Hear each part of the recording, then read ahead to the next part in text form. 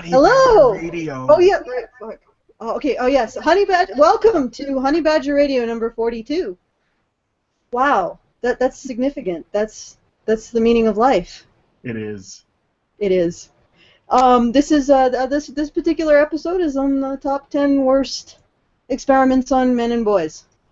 And before we get into it, I'm going to make a statement on our cologne show. This is just my opinion. It's not Karen's opinion. It's not Hannah's opinion. It's not Anna's opinion. It's not Brian's opinion, and it's not Mike's opinion. Just my opinion. Just Alison's opinion. Personally, I do not trust media on either side of this issue. I'm seeing media from the right engaging in the same kind of tactics about the situation as I've seen feminist and leftist media engage in when it comes to rape accusations against men in our culture. If you'll remember, we also said, let's wait and see in regards to the Cosby case, and that's something like 40 allegations against one man. In my personal opinion, radical Islam is a symptom. And what it's a symptom of is what happens when you live in a region in which there are so few resources that you need to be able, at a moment's notice, either throw a generation of men out to die in the desert or set them on each other in some sort of blood sport to determine which tribe gets the resources to survive. The Middle East is basically Mad Max scenario. And radical Islam is what happens when humans go feral and need some sort of structure to their lives in order to survive day to day. But when you say Islam is a rape culture, you're essentially saying that a group of people are embracing an ideology not because they needed to survive with some semblance of sanity, but because they want to make the world worse for women. No one embraces an ideology to make the world worse for anyone. Not even feminists are embracing ideology to make a world worse for men. Some may use the ideology to excuse their abusive behavior or their own mental bullshit, but virtually no one is embracing feminism to make the world worse for men. People don't do that. Full stop. And when you assert people embrace Islam to make the world worse, you're asserting that the real problem isn't Islam. It's the peopleness of the people who embrace it. And the only way to get rid of people's peopleness is to kill them. As much as I dislike Islam, even I think that's extreme. And if you think I'm pro-immigration, at least how it's practiced in Europe, guess again. I think the people who are overseeing European immigration now are like some asshole who takes a feral dog and drops them in an unsuspecting person's house, and then gets pissy at them for getting upset at the resultant shenanigans. Of all the people involved in this travesty, the pro-immigration leftists are the most psychotic, in my opinion. Finally, you may have noticed that Anna has a much more sanguine attitude towards Islam than myself. In fact, you might say that she's an Islam apologist, and many people have, while I've been repeatedly called Islamophobic. So how can there be an Islam apologist and an Islamophobe on the same show? Well, it's simple. Anna's opinion on Islam isn't the problem. The problem is when I convince myself that I can't be wrong. I might be wrong about Muslims being feral. Who knows? Thinking that I should banish people I disagree with is the start of a long slide into believing that people I disagree with are the problem. They are not the problem. The problem is people who cannot handle disagreement. Because if you can't handle disagreement, the government is all too happy to step in and handle it for you. And we lose that much more freedom each time it does. The people on this show are some of the most annoying and challenging people I've ever met. And I wouldn't have it any other way. I look forward to every minute I get to talk to them or meet up with them in person. As far as I'm concerned, if I'm surrounding myself with people I find deeply annoying and challenging, and yet at the end of the day I can honestly say I love them, then I'm on the right path. Because love isn't agreeing, it isn't even tolerating disagreement. Loving is disagreement. Anyway, if you're listening to this and you have a problem with something one of us has said, please take it up with them. That's the last I'm saying on this topic. We're moving on to some actual men's issues. So with that, Karen, can you take it away? I suppose I can. Today's topic is the unethical scientific and medical experiments that have mostly targeted men as their test subjects through recent history. One of the most frightening things about unethical medical and scientific research is the tendency of researchers to exploit vulnerable populations. Most often these populations are predominantly or even entirely male. One of the examples of this history was in the discovery of niacin deficiency as the culprit in a disorder known as pellagra. Pellagra was a horrible, horrible disease, a horrible affliction. Its symptoms range from alopecia and skin lesions to ataxia, paralysis in the extremities, confusion, aggression, permanent nerve damage, and eventual dementia. There was difficulty in identifying the cause of this disease, and it arose in a curious way. After the introduction of maize, or corn, as a staple food in Europe, pellagra became epidemic in poorer populations, yet it was non-existent in the populations of indigenous Americans who relied just as heavily on maize as a staple food, because of different treatment processes for the grain that made its niacin nutritionally available. People did not understand that the treatment itself was what made the grain good for you. In 1915, Joseph Goldberger, through observations of children in orphanages and patients in mental hospitals, demonstrated a link between pellagra and diet. A decade later, he induced pellagra through a restricted diet in 11 prisoners at Rankin Prison Farm in Mississippi. In one documentary regarding this study, the subjects were described as begging to be placed back on a regular diet when early neurological symptoms developed, even if this meant that they would no longer be eligible for the early release they'd been promised as compensation for their participation in the research. More sinister is the case of Albert Kligman, a dermatologist specializing in fungal infections, who co-invented Retin A, a popular acne medication in the late 1960s. There was a lot of other work available to Kligman. In 1965 and 66, at the behest of Dow Chemical, he exposed 75 prisoners at Holmesburg Prison in Philadelphia to high doses of dioxin, the toxic ingredient in Agent Orange, to test its effects. Some subjects were also unintentionally exposed to pathogens, including herpes and staph infections. Unwilling to rest on his laurels, Kligman went on to test psychoactive drugs on other inmates for the U.S. Department of Defense. He was eventually sued, along with the University of Pennsylvania and Johnson & Johnson, over violations of the Nuremberg Code. The case was dismissed under the statute of limitations, but was instrumental in causing the enactment of federal regulations protecting prison inmates from unethical medical testing. So, what's a researcher to do when he wants to conduct an experiment and the ethical regulations won't even authorize him to use prison inmates, the scum of the earth, as test subjects? Well, you go to Africa. Much has been made about the significant biases in the 3 African studies regarding circumcision's impact on HIV transmission.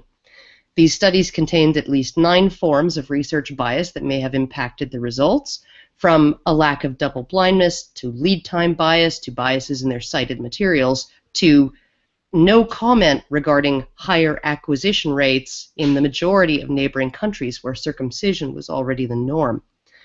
Few, however, have examined the ethical implications of the structural, economic, and social power differentials between wealthy and powerful foreign interests and their mostly marginalized, poor, and uninformed test subjects living under the looming specter of a deadly communicable disease, particularly in the light of the fact that the experiments designed as these ones were would almost certainly never have made it past an ethics board's smell test in any modern Western democracy. Availability of treatments for HIV and AIDS in Uganda, South Africa, and Kenya is not what it is in the US, Canada, or the UK, and the virus is widespread.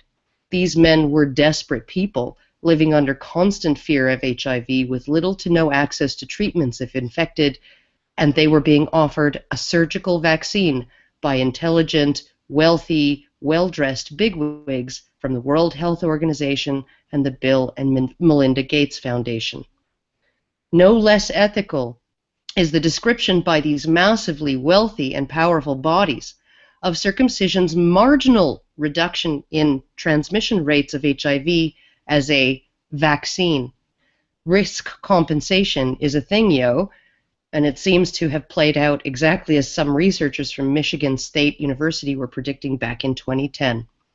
After being led to erroneously believe that their circumcisions are a panacea for HIV acquisition, Wouldn't large numbers of circumcised men in the areas targeted by the World Health Organization's program decide that condoms and other precautions just aren't necessary? And if they were to decide that, how might this affect the already higher HIV acquisition rates of heterosexual women? So, discuss.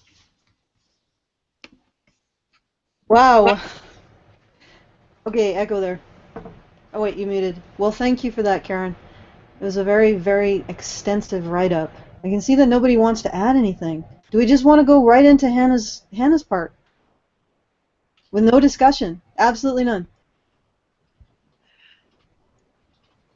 Actually, They're all scared. They're all scared of political correctness. I don't know.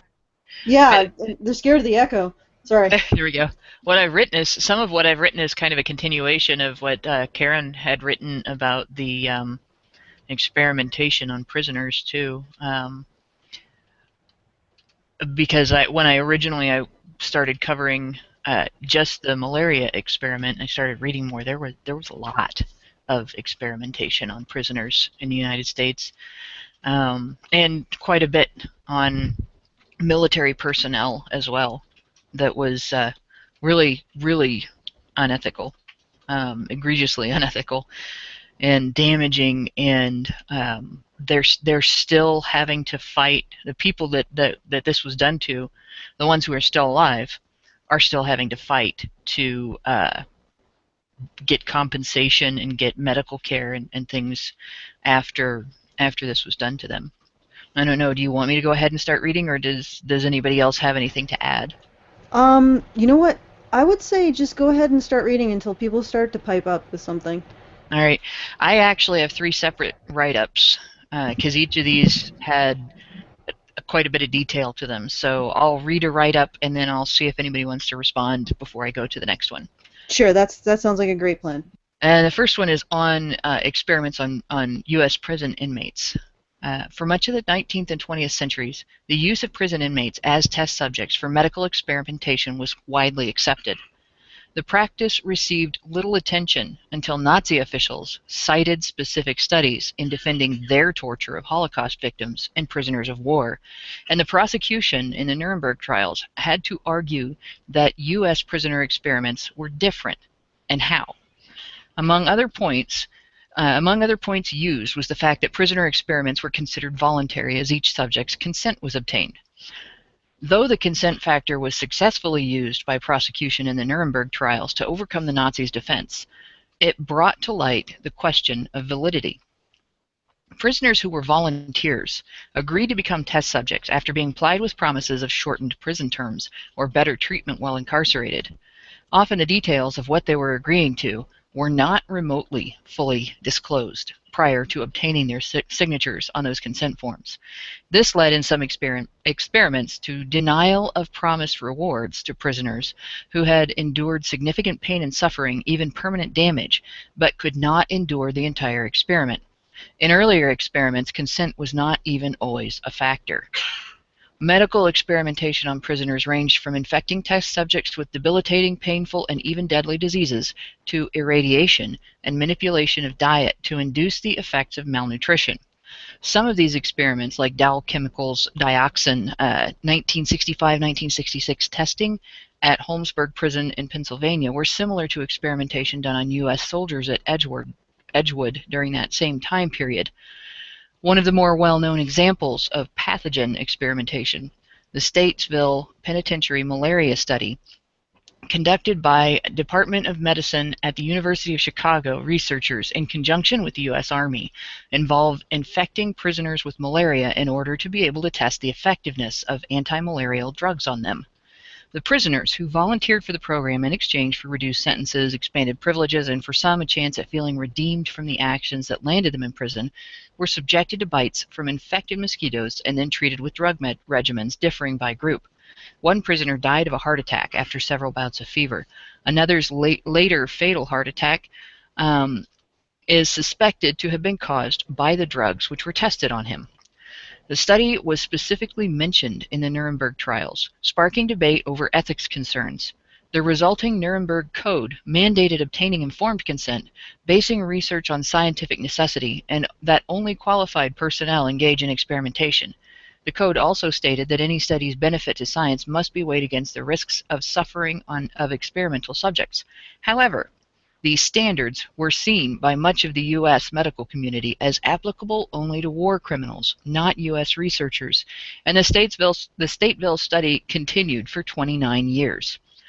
Standards for medical research ethics evolved through stages of accountability, including a 1979 virtual ban on experimentation on inmates in the U.S., which significantly reduced but did not end the practice. Ethical considerations regarding experimentation on prisoners are still under debate in government and in the medical and research communities. And although some experimentation has involved women, and there's been a few that have been particularly bad, the U.S. prison population is 93.4% male, and historically the majority of prisoners in the U.S. have been male. The majority of prisoners subjected to experimentation have also been male. And I'd like to add to that in terms of the general subject matter, feminists tend to like to put out the idea that men are experimented on in medical trials as an evidence of male privilege, that we don't care about how medicine affects women.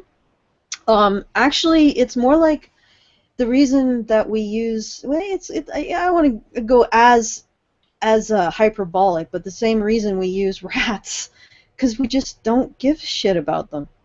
We don't care about rats, and we care less about rats. I mean, some rats are very nice. I don't want to malign rats, because I know Karen really likes rats. Don't malign my rat, but no, we do care less about animals. I mean, even cute little bunny rabbits end up having like dish soap squeezed into their eyes to make sure that it's, how safe it is or how unsafe it is and all kinds of crap, right?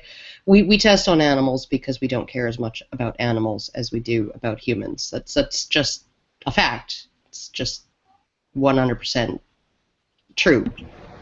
Although there are people who are animal rights activists of varying degrees who make the argument that medical testing should be done on prisoners to spare animals. And they don't necessarily differentiate in their statement. They don't think about the fact that most prisoners are men, but they do seem to consider prisoners subhuman, sub-animal. One of the interesting things was, and it was just after I had learned that Oprah had endorsed a, anti-wrinkle cream made with fibroblasts from discarded baby foreskins. Right.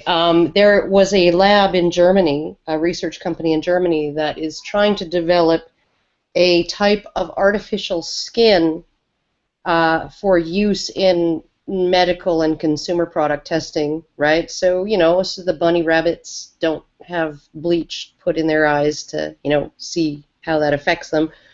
And they make it out of baby foreskins, and they literally had said that you can't essentially use foreskin cells from any individual older than 3 or 4 years old and have this artificial skin be able to be generated from that. It has to be from these so literally we have a lab in a research company in Germany using genital mutilation of infant boys to prevent cruelty to animals, because, yeah. So, I mean, it's complicated. Well, it's definitely complicated when you consider that they did once attempt to determine, or at least one researcher tried to determine the effects on the brain for infant circumcision. And so they put and I'm sure Karen knows the name of this individual. I don't actually remember his name, but I remember the story very, very well. Oh yeah, it was a nurse had volunteered her own baby because her husband was she was against circumcision because she had assisted at many of them, and she really thought that it was harmful. Her husband was adamant about getting the baby circumcised, and she thought, well, okay, out of this one horrible thing that I'm going to agree to do, maybe something good will come of it.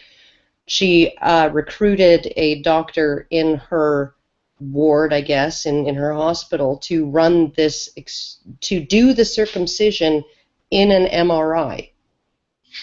And so they took the initial measurements of brain activity and the initial, all of the imaging. Then they performed the circumcision in the MRI and took images throughout the procedure. Then they took images hours later, or minutes later, hours later, days later, and weeks later.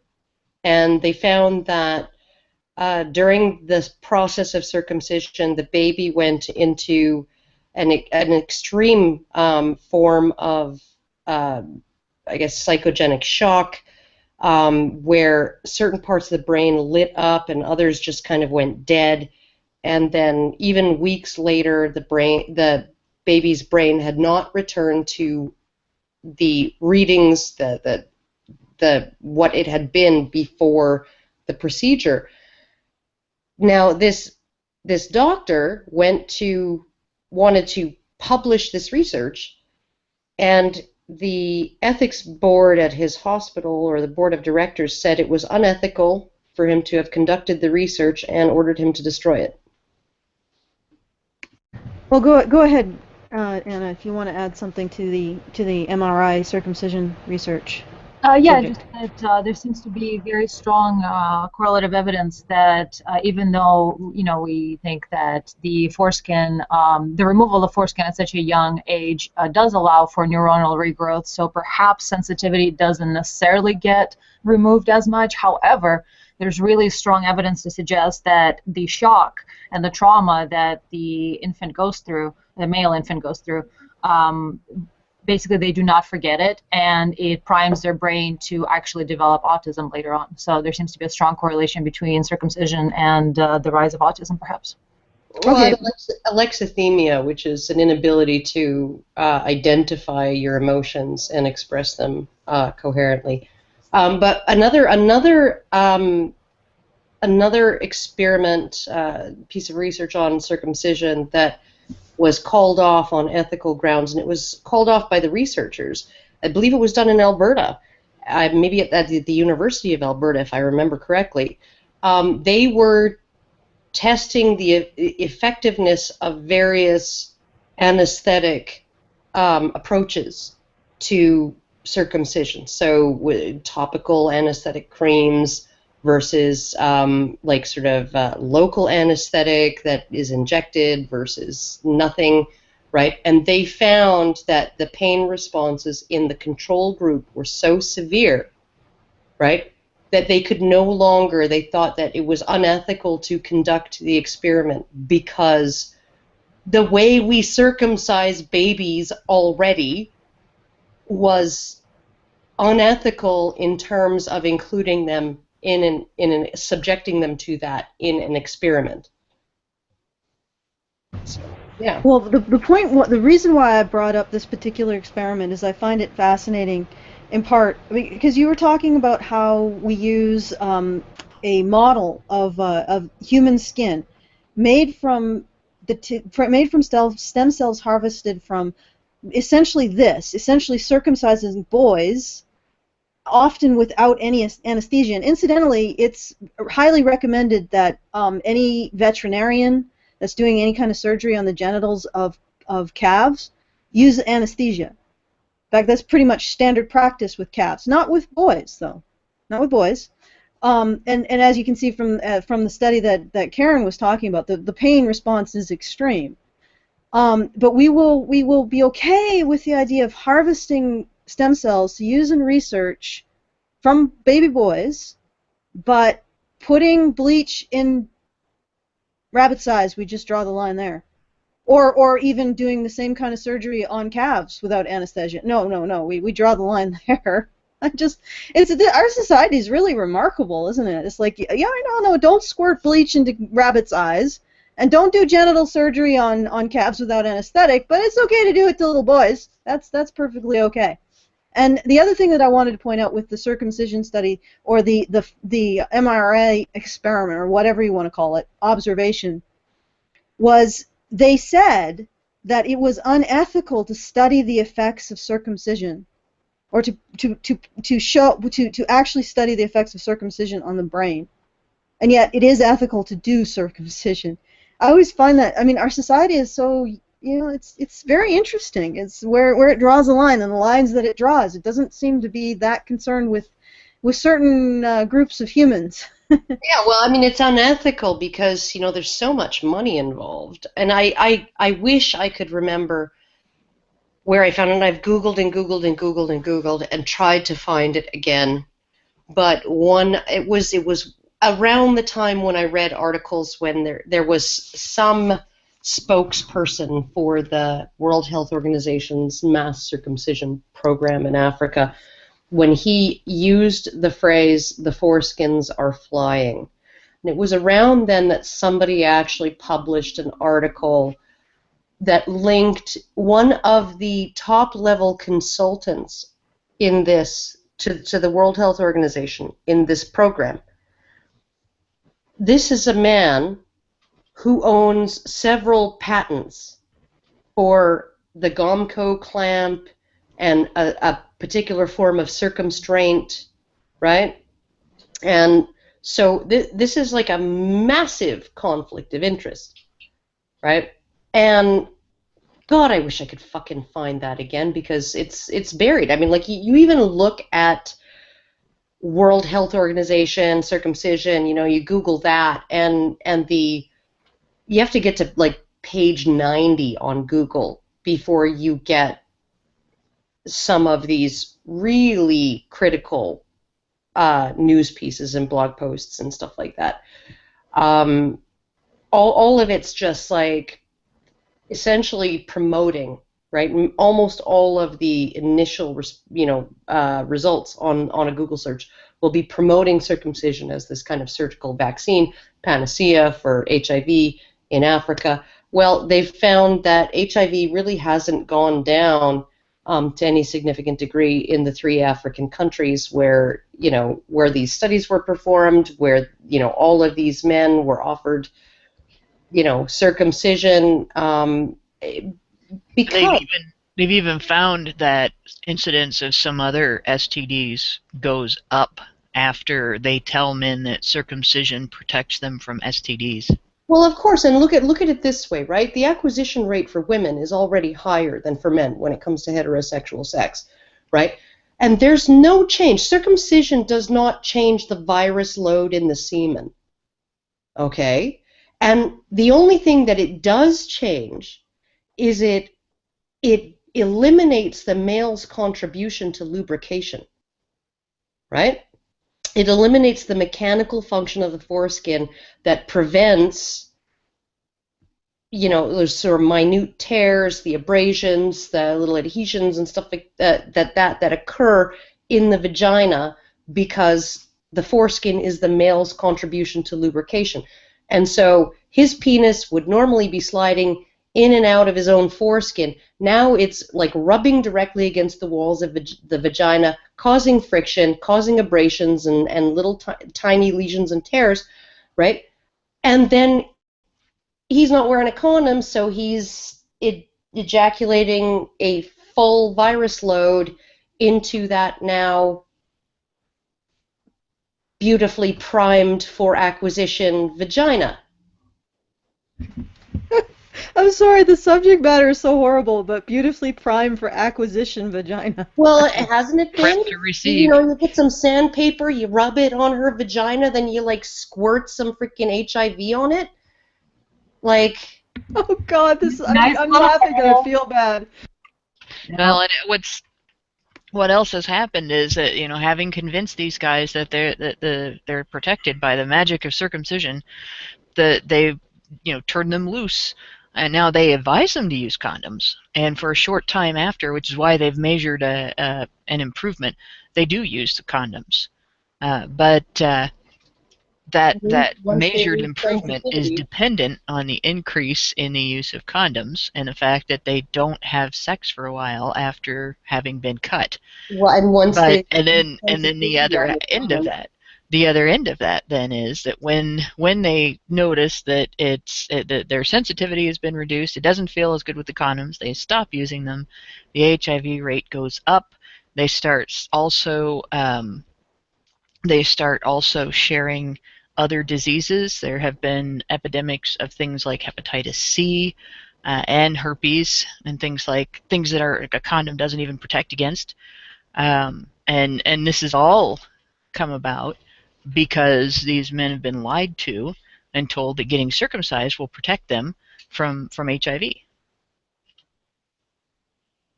yeah, no, I agree. It's absolutely absurd. I mean, like if you ever want to create a condition in which a man will refuse to use a condom or be unable to sexually perform while using a condom, the number one thing you do is circumcise him. Well, that's sort of why circumcision started in the first place. And I know that we're upsetting a lot of people, but it does what it originally was intended to do, which is to make sex less pleasurable. No. Reduce sensitivity. Reduces sensitivity, which makes wearing a condom. I've never been with a intact man who has ever had a problem using a condom, who's ever had a problem keeping his erection while he, ineffectually tries to rip the package open and then, put it on his, and I put it on the wrong way and it won't okay, I got to switch it around and this is awkward, right? Never, never, ever with an intact man will the erection be lost because of the existence of the condom, putting the condom over his penis. Like, I've never experienced that. I experienced that a fair amount with circumcised men that I've been with because they already have lost a great deal of the neurons, of the nerve endings, of all of those things that keep all of that going, right? And so once you put that barrier over top, there's a reason why Viagra is like the biggest market for Viagra in the Western world is the United States. Okay, I think we should maybe bring it back to the circumcision as unethical experiments, because I think that is pretty freaking unethical. And so we ended up bringing up more than one. The unethical experiments on men in Africa, in terms of seeing circumcision, let's just do this and see if it reduces the AIDS rate. Yeah, and let's pray. Let's perform an experiment that would never pass an ethics board in the United States or Canada. But hey, we can do this with these marginalized men. They're poor. They're not very well informed. They have low levels of education. Right? They may live in cities, but they don't have access to certain types of information that I do or you do with our internet access. And we're just going to come in like these white gods, right? In our three-piece suits, and we're going to say, oh, we're going to fix your HIV. You just leave it to trust us, right? We're going to fix your problems, right? Yeah. And these men who are living under constant fear. I mean, wasn't it like just 2 or 3 years before the WHO did these studies that there was a big fury about in certain tribal societies in South Africa, someone had convinced men that if they fuck an underage virgin, right, then that would cure them of AIDS. Right? Yeah, We've got these guys who are all well-dressed and well-financed coming in and saying, oh, we have the cure for you, without actually knowing whether it's going to help or harm, right? Well, I mean, if you have a population so desperate that some people are willing to believe that raping a 9-year-old girl will cure them of their deadly disease, right? And then you go and you go there all well dressed in your white lab coats and shit, and you say, oh well, this'll cure you. Like, feminists are all about, the UN is all about feminism, and feminists are all about power differentials, right? Between privileged and marginalized populations. Now, there is no situation in which anyone, even a men's rights activist, could say that a power differential between Dow Chemical and inmates at frickin' Helmsburg prison, that power differential doesn't exist and that there was not exploitation involved there, right?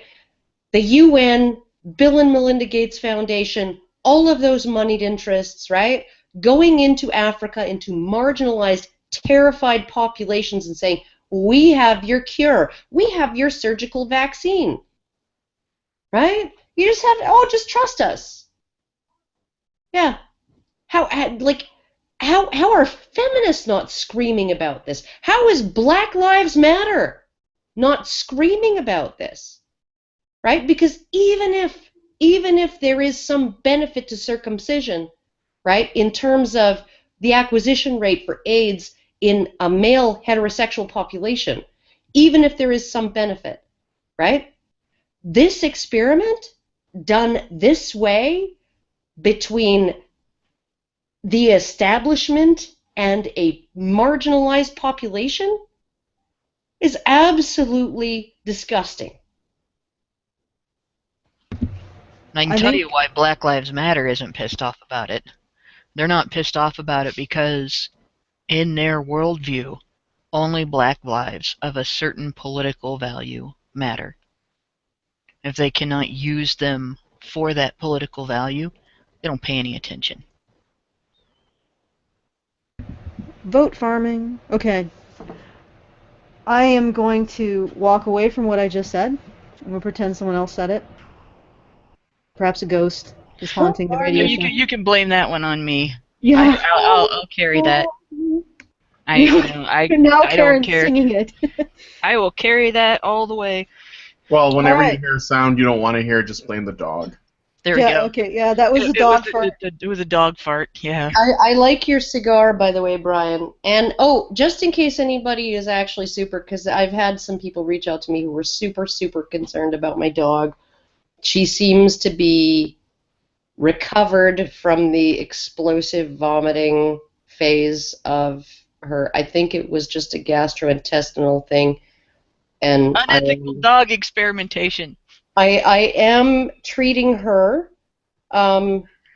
with, and I will bring her in, but the treatments that I'm giving her will ensure that she doesn't have massive problems. If it doesn't clear up within the next day or so, I will take her into a vet.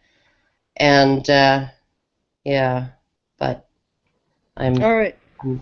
Hopefully she's doing better. She was barking at the neighbor's dog earlier today, straining at the leash and making herself choke. Okay, after having talked to you over the last couple of days, I think I know more about your dog's internal workings than I never thought I would ever want to know. I never thought I would give my dog an enema. Oh, God, you will! Oh, God. With dogs like these, who needs enemas? All right. Shush. Okay, so we've covered circumcision, several aspects of circumcision in terms of unethical experimentation. The circumcision of the experiments on African men, circumcising them and telling them that they're now invulnerable to AIDS. Whoa, that's not going to backfire. Then the circumcision experiments which were deemed unethical because it's okay to circumcise babies and baby boys, but it's not okay to try to find out what the results are in MRI scans. And then the unethical experiments in which baby boys are being circumcised with and without anesthesia, which were stopped and probably not stopped to say that every boy has to be circumcised with anesthesia, but probably just stopped and said, you know what, we'll just continue circumcising them without it But when we do genital surgery on calves, we'll make sure to use the anesthesia on those guys, you know. But so now we have increased the number of horrible experiments on boys and men, and I am laughing only because it's horrible. And what can you do? With our society is like I don't even know. I don't even understand the line anymore. There gets to a point where you laugh at the stupidity of it. You can't believe how stupid it is, and you're just shocked. And that's all you can do. Like, what the fuck is wrong with these people? Yeah, but And literally, there seems to be a common thread here through what we've discussed so far. We have, especially with infants, the lack of conditions under which consent can occur. Because clearly an infant cannot consent, and these infants didn't, obviously, like what was happening to them. The medical testing on prisoners that we've discussed, they're being coerced, or were being coerced into consenting to these by basically holding their sentences and the treatment that they experience in prison over their heads and saying, well, but it'll get better if you participate in this. And it's been a similar thing with the experimentation in Africa. Not only in some of the experimentation discussed was consent not sought. When it was sought through deception. So they actually lied to these guys to get their consent to do the procedure that is an experiment.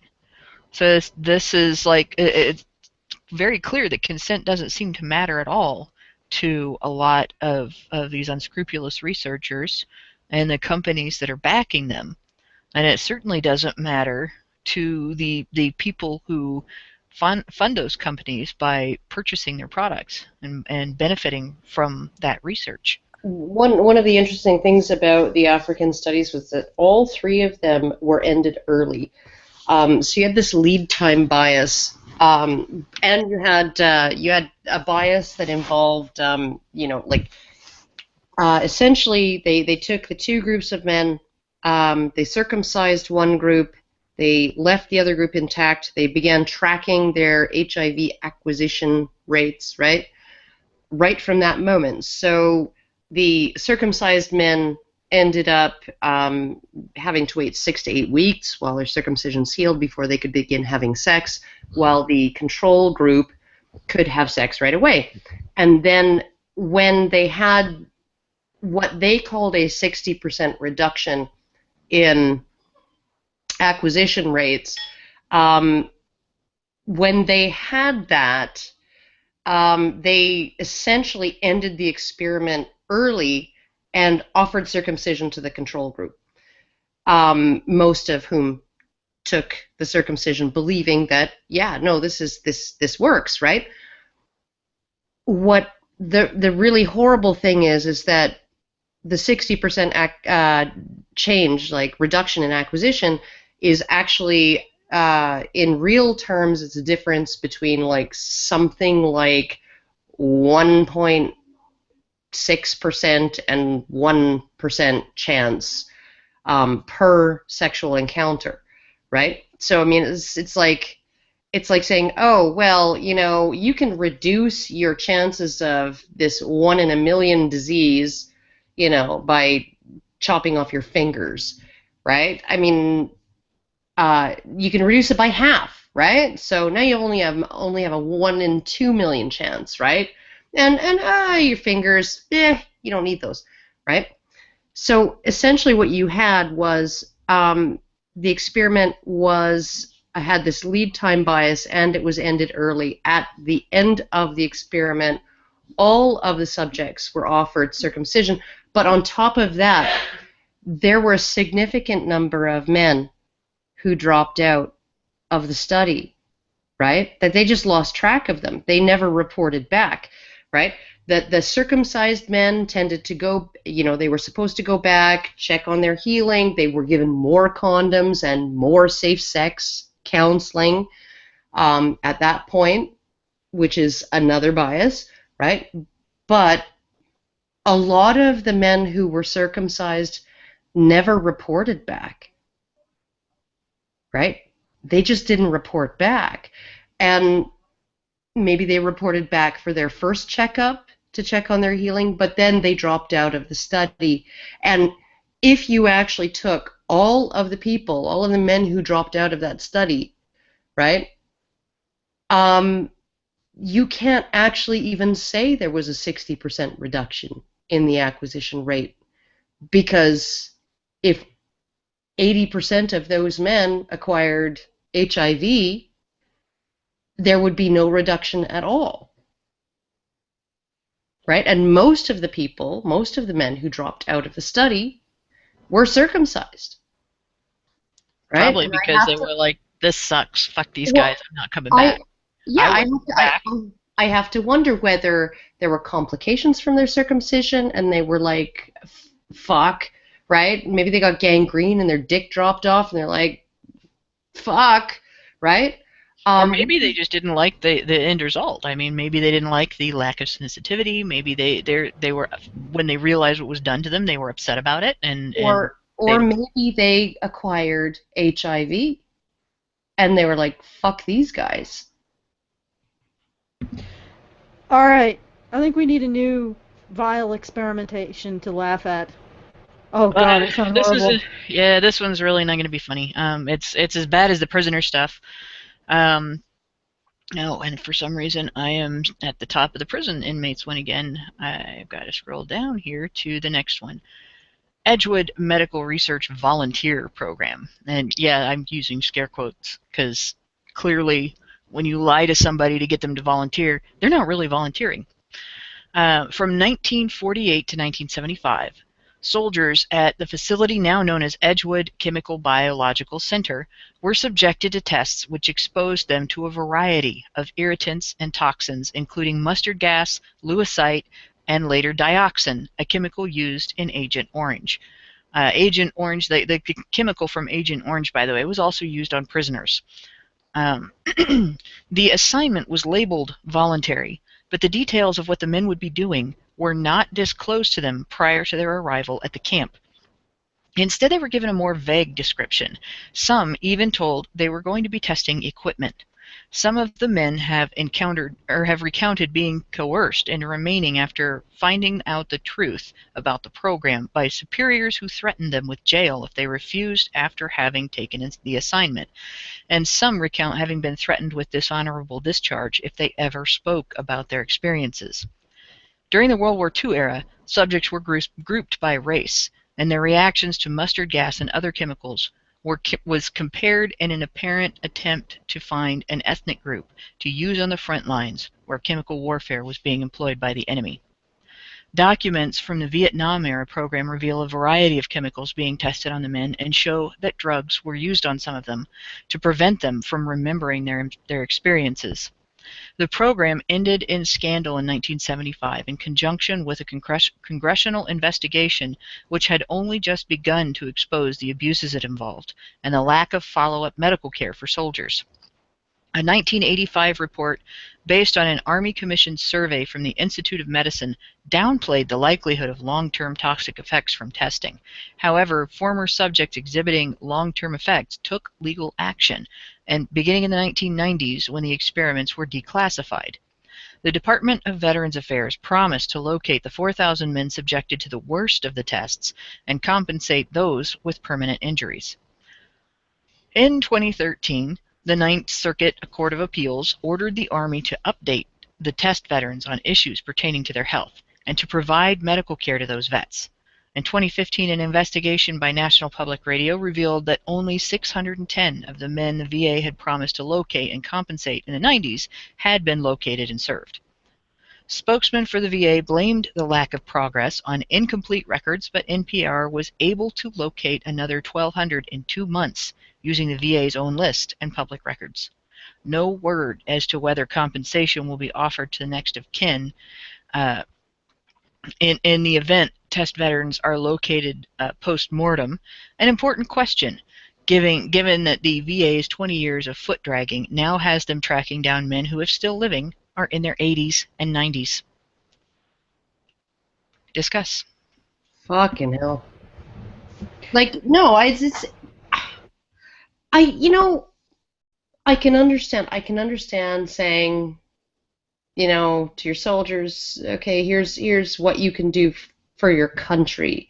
But I'm like, I keep being reminded of that quote at the end of it was Terrence Popp who made a video, the uh, Purple Heart's Last Beat, right? He does redonkulous.com now, but one of his very, very first things that he did was a video called Purple Heart's Last Beat. Go watch it after you get off this. It's really, really eye-opening.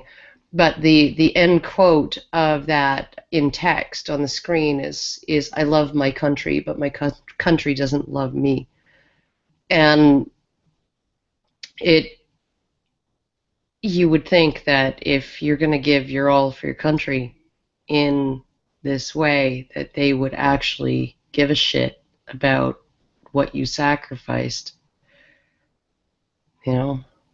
Well, we look at this, and we look at the corruption that has been allowed to fester within the system for providing medical care for veterans who come back injured or with diseases or with mental health conditions after being sent to war by our country, and they're getting denied not just minor treatments, not just preventative care and stuff like that, but actual life-saving procedures. There are soldiers who are dying because they can't get the medical care that they need after coming back from war.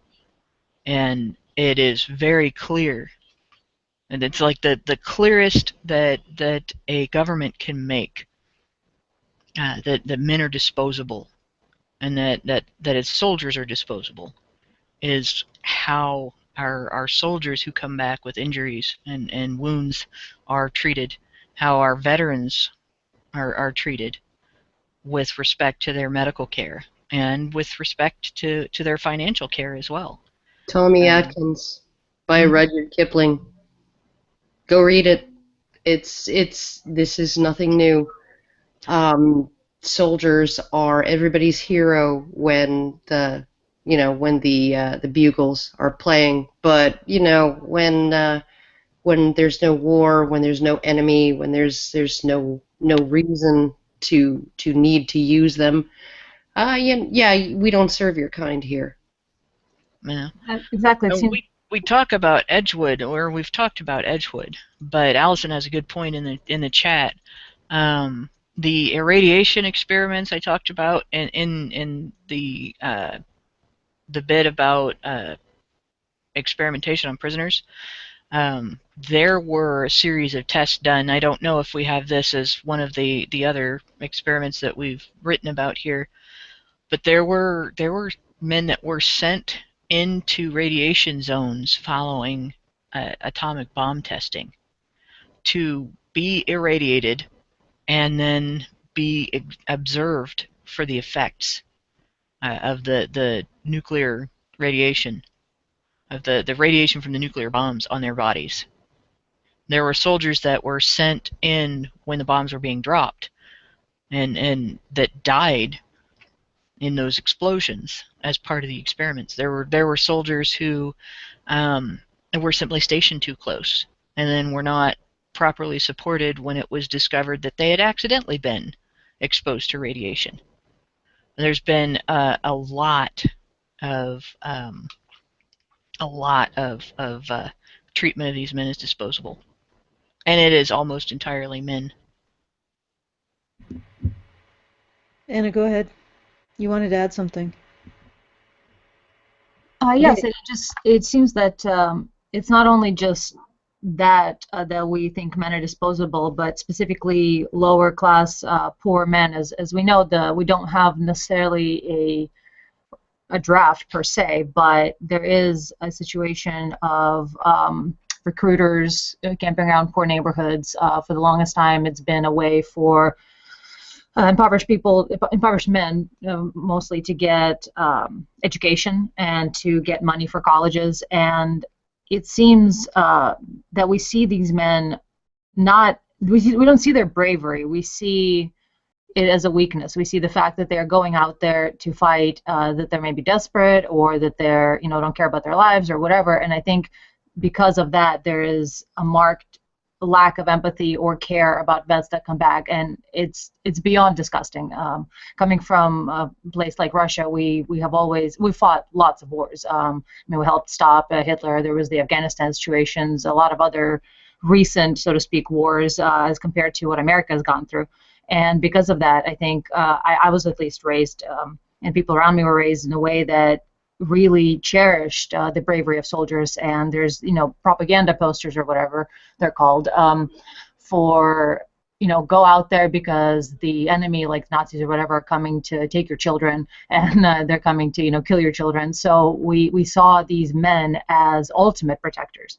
And the idea of not looking after vets is just abhorrent. But it seems in America it doesn't have that strong of a sentiment towards vets. There is the group of people who usually have their own sons out in the front lines who care about supporting the troops and talk about supporting the troops. And anytime a politician or whoever is caught in saying something against the war, people are like, "Oh, you don't support the troops?" And they're like, "Of course I support the troops."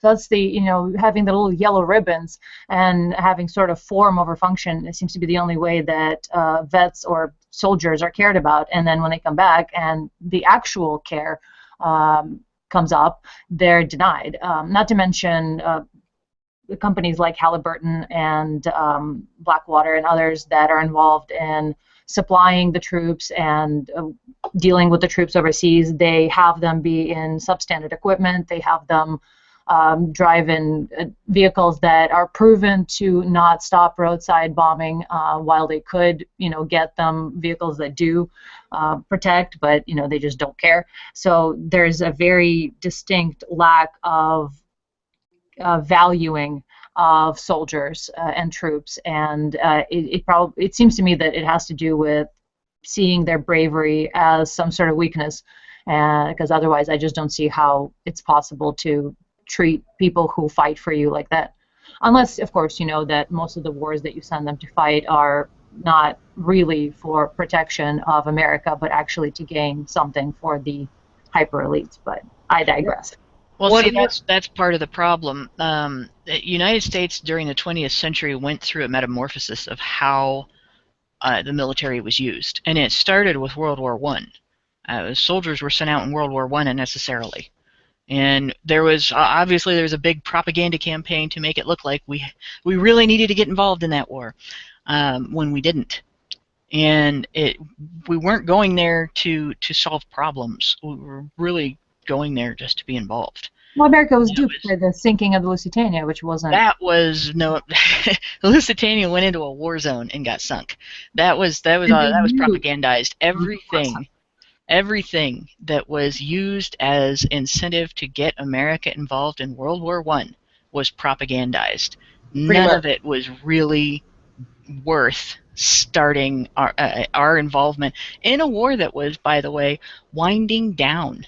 It was ending before we got involved. And over the course of World War I and World War II, America's attitude towards soldiers began to deteriorate. It wasn't until after World War II, though, when the Vietnam conflict occurred, that people really turned on America's soldiers. And a lot of that occurred because of media representation. And they blamed the individual soldiers for things that were largely forced on them by the administration. And when they came back to a nation that had celebrated the return of the previous war's soldiers with ticker tape parades and songs and all kinds of celebration. And they came back to being spat on and called baby killers and told that there was no place for them in this job or that job, and seeing their homes vandalized and their wives and their children were mistreated in public and ridiculed in their schools and things like that because of which war they had participated in. And it has never come back from that. Or even at its most patriotic since then, the American public has never given its soldiers the support that the American public used to give its soldiers prior to World War II. And it really is. It's largely because of media representation and hatred. But that in and of itself has turned out to be an unwritten experiment, because you had a bit of a difference between how things like post-traumatic stress disorder were acknowledged and responded to both by the general public and the medical community when it was soldiers coming back from World War I and World War II versus when it was Vietnam vets and Korean War vets coming back with it. They did not get the same degree of support until very recently, and they did not get the same degree of sympathy until very recently for the circumstance that they were in. They were treated as a problem instead of an individual in need of treatment for a disorder that they were suffering. Everyone else around them, their suffering was taken into consideration, but the suffering of the person with the disorder was not. And that was very different from how it was treated when people came back when they used to call it shell shock from World War I and World War II. And even going back to the Civil War, soldiers who had experienced, I don't know what they would have called it at the time, but I've seen writing about soldiers that have come back with melancholy and difficulties, and they gave it all kinds of labels, but it was attributed to their experiences, and it was expected that people would understand that they were not going to come back normal and mentally healthy, and to try to help them through it. And now we're just now in the early part of the 20th century getting back to that. One of the interesting things, there was a paper published, a few years ago. There was some media reporting on it about medieval knights and PTSD. That researchers had gone through the journals, the diaries of medieval knights, and found that they were deeply horrified by some of the things that they were required to do.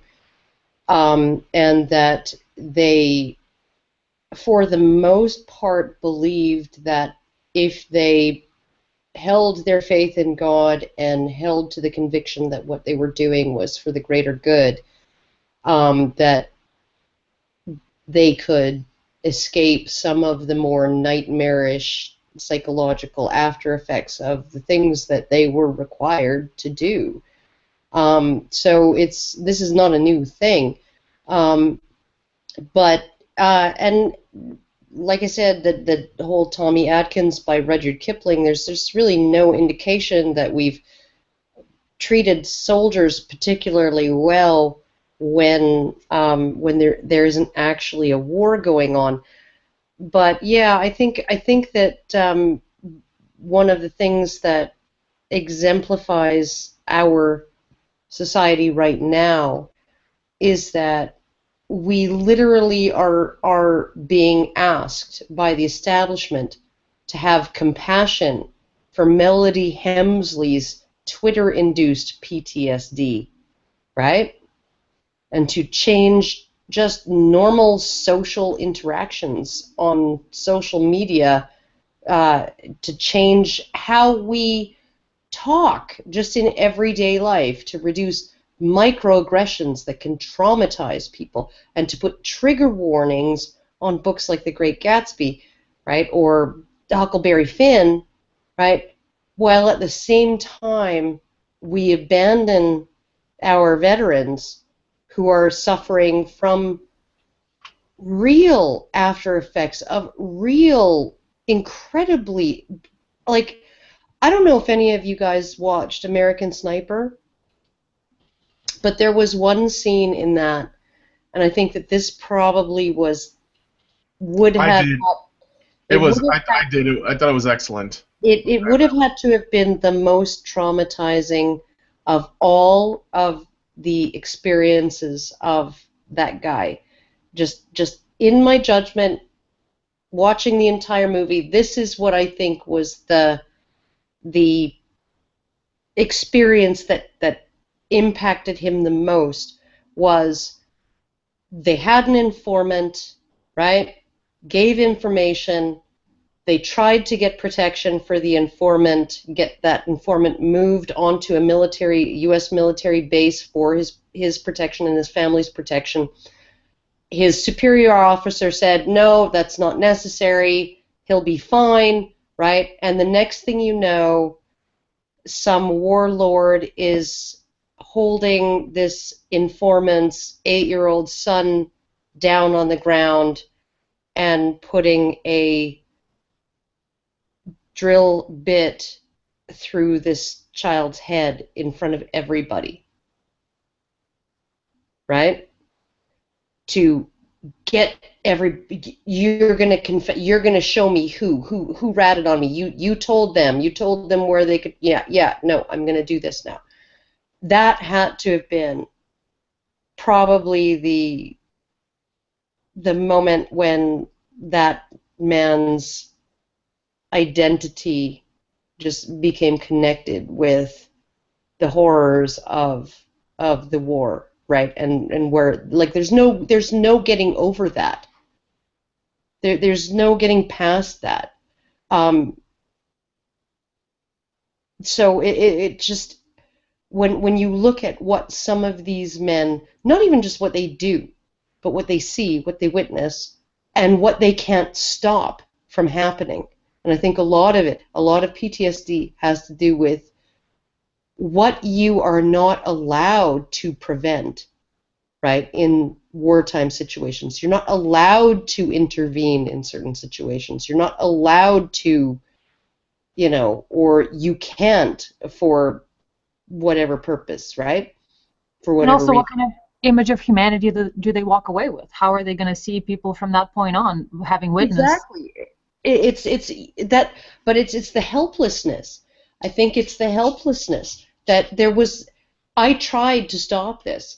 I tried to stop this young boy from, if I could have convinced my superior officer that the danger to this family was real, right? Then this boy would not have died in this horrific way, right? And then his father getting shot. But this is not something that the universe would have had to witness, right? If I had been able to step in and do something, but I was unable. I was unable to convince my superior officer. I was unable to protect this man and his family. I was unable to intervene. I was unable to, I was unable. I was completely helpless, and yet I had to bear witness to that. And that has to be probably, for a soldier, that's where the entire ground gets pulled out from under somebody who has been trained, who has been molded into essentially the epitome of the effectual. You are a soldier. You are a machine. You do things. You act. Things happen, right? You are effective. You are a force of nature, right? And when you build up your soldiers the way we do during basic training, where we break them down and then build them back up to make them feel powerful, effectual, all of those things, so that they can do their job, because they have to feel that way to do their job, right? And then they experience something like that, where they had no power whatsoever and all they could do was just watch. I think those are the moments that soldiers are most deeply impacted by, because there really is nothing they can do. What has changed with that now? Nothing has changed with what they are going through. Nothing has changed with what they're experiencing. It's just continuing in different environments. But the response when they get home, although the government's response is not keeping up, the official response is not keeping up, there have been citizen initiatives because the general public has started to realize how much the government is dropping the ball with these guys. And some of them are more on the mark, and some of them are less on the mark. There's a couple of them that I particularly had been following and learning more about recently.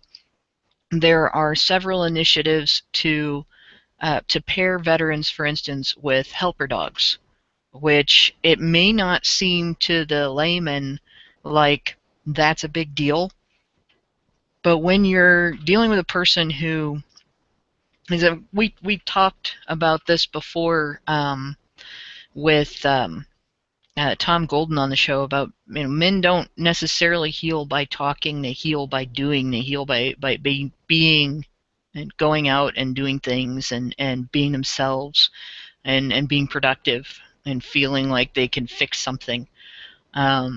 What the helper dog does is help to sort of track when the soldier is about to have an episode of like the hyper awareness, the fear that comes back, the bad memories, when the mood changes, when they're about to go through a tough moment. And the dog is there for comfort and protection and to give them something to anchor to, where they don't have to talk, they don't have to describe what's happening to them, they don't have to explain themselves. They have something to anchor themselves to that is a connection that doesn't require any of those things.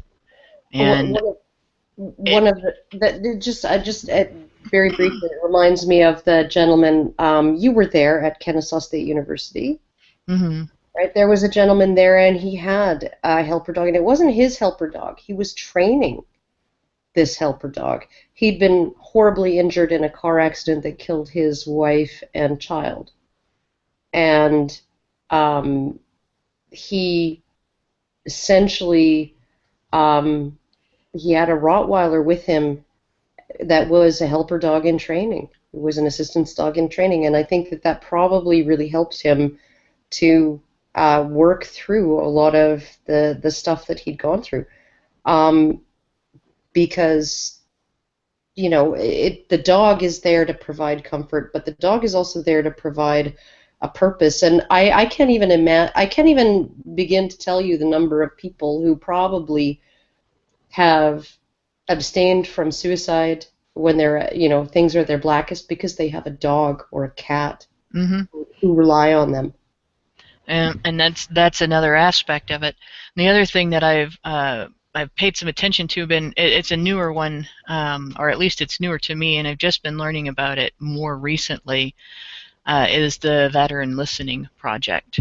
And while not everybody can talk about what they've been through, when they can, sometimes they really need to be able to.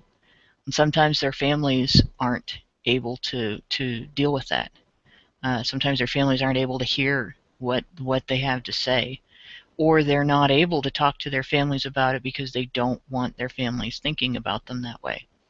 They don't want the thing that their children think about when they think about their father to be his wartime experience. They want their children to think about the here and now of Dad. And so the Veteran Listening Project pairs people with veterans who do need somebody to talk to, and gives them the opportunity to tell their story and express what they've been through, and verbally work through it when they're able to and when they need to. And it looks like it's a pretty neat program because it gives the opportunity to get things off your chest. And it's very difficult to carry something around that was traumatic and painful and scary and that you have guilt over, and just keep it all inside and not ever bring it out, not ever talk about it, not ever share with somebody, and sort of, I don't know, in some ways absolve yourself by explaining what happened and why it went the way it went and why you handled it the way you handled it and things like that. So it's very beneficial for groups like this to have been cropping up. And there's other things. There's other projects, that citizen projects, that are being created to help veterans. There are people that check in on sick veterans. There are people who check in on injured veterans in their neighborhood. People who are disabled that maybe just need somebody to make sure that they are still doing okay every so often. And so there's a lot of improvement in the last, I would say, in the last 20 years of how the general public has responded to veterans. And we're starting to be better about holding the government accountable too. Now that the media has started to realize they can't ignore that, and they can't just outward condemn the soldiers, because there's enough people who are family members of soldiers that are going to get pissed off about it. They're starting to report on things that the government is not doing that the government should be doing, or things that the government is doing that they should not be doing. And so it's starting to improve. So I don't want it to sound entirely doom and gloom for soldiers. They are getting treated less than they should be. They are getting dumped on. They are getting there's reprehensible things being done to soldiers. But there's also a light at the end of the tunnel. And it may be a long way off. We may have a lot to fix, but we have started. And it's the citizens, it's the neighbors, and friends and coworkers, and people in your church and the people in your kids' school that are actually doing it, which is awesome. I'm going to go from there into the next experiment, because I think, unless anybody else has anything to say on this topic, I think we've pretty much actually covered it. No, I think you're right. I think we can go on to the next one. So this is the Robber's Cave experiment. Think Lord of the Flies, basically, because either it was inspired by the Lord of the Flies, or the Lord of the Flies was inspired by it. They happened about the same time, the book being published and this experiment coming out. The Robber's Cave experiment was a study in the dynamics of group conflict. To achieve this, I hope I'm not going to butcher this guy's name, Muzaffar Sharif gathered two separate groups of boys onto a campground. The groups were 11 boys each, where they remained unknown to each other for the beginning of the experiment. Now, Sharif's thesis was, when individuals having no established relationships are brought together to interact in group activities with common goals, they produce a group structure with hierarchical statuses and roles within it. And the second part of that was, if two in-groups thus formed are brought into a functional relationship under conditions of competition and group frustration, attitudes and appropriate hostile actions in relation to the out-group and its members will arise and will be standardized and shared in varying degrees by group members. So in other words, if you put a group together and you present them with problems to solve, they will work together, and they will develop, this is the leader, these are the support members of the group, and so on. And then if you pit them against another similarly formed group, those two groups will be hostile toward each other, and they'll take action against each other. So each of the group of 11 boys were of similar age, intelligence, and background, and they had never met each other before. They were not told the nature of the experiment, nor were they aware that their camp counselors were researchers who were studying their behavior. The boys were tasked with typical camp activities, challenges, and problems to solve in order to promote bonding within each group by encouraging its members to plan and work together to achieve common goals. Each group developed a sense of unity, came up with a name, and developed a hierarchy of leadership and cooperation. The goal of formation of in-group was successfully achieved with each group. Once this was done, the two groups were pitted against each other in competition with the intent of eliciting friction between the groups. Additionally, researchers artificially created conditions to push the out-group mentality and foster competition. The result was a kind of controlled Lord of the Flies. The boys in each group became hostile toward members of the other, marked out territory, stole from those in the out-group, exchanged taunts and name-calling, and engaged in a level of violence that necessitated being separated physically by the researchers. The researchers did such a bang-up job of pitting the groups against each other that there was difficulty getting them to participate in the third stage of the experiment, the conflict resolution stage, until the researchers presented them with adverse conditions they had to band together to fix. In the end, though, the experiment did come to a positive conclusion. Once the two groups were faced with common issues that they had to work together to fix, the hostilities reduced, and by the completion of the last stage of the experience, the boys formed new friendships with each other.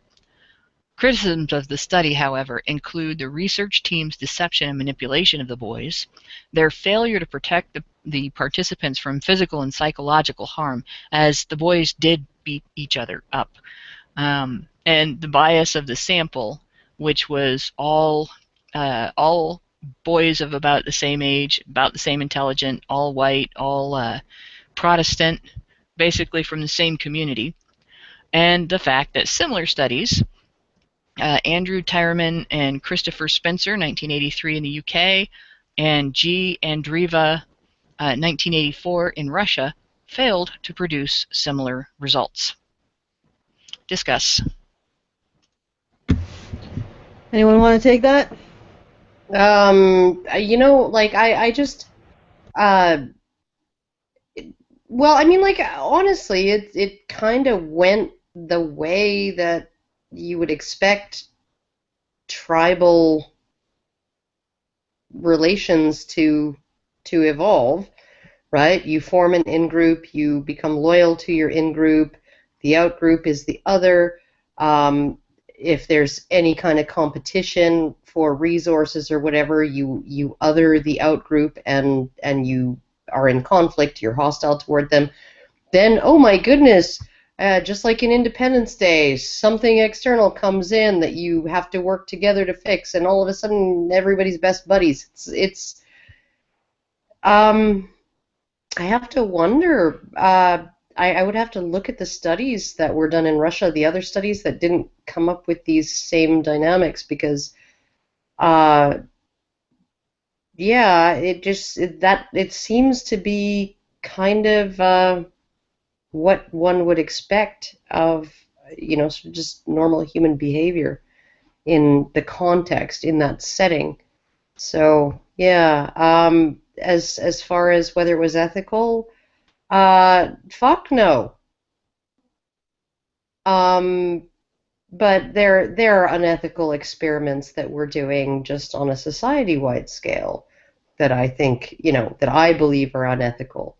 You know, just to we're gonna do this to produce the results we want. We don't know whether it will, but you know, that's what we think will happen, and so we're gonna do it, right? I mean, government policy, it changes to government policy. That's usually an experiment conducted on a society-wide scale. So, oh, I don't even know what to think of this. 11-year-old boys, that's not okay.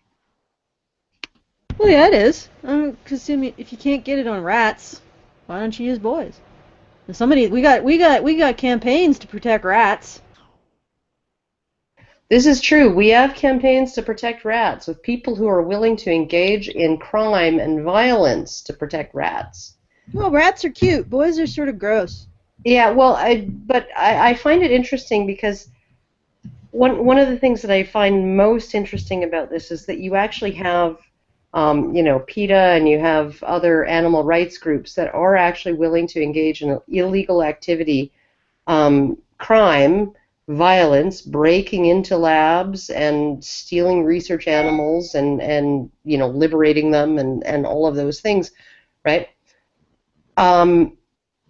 The advocates for boys in our society are almost entirely nonviolent, and yet we seem to be seen as more of a danger. I mean, literally, we had, okay, so what's the one act of violence?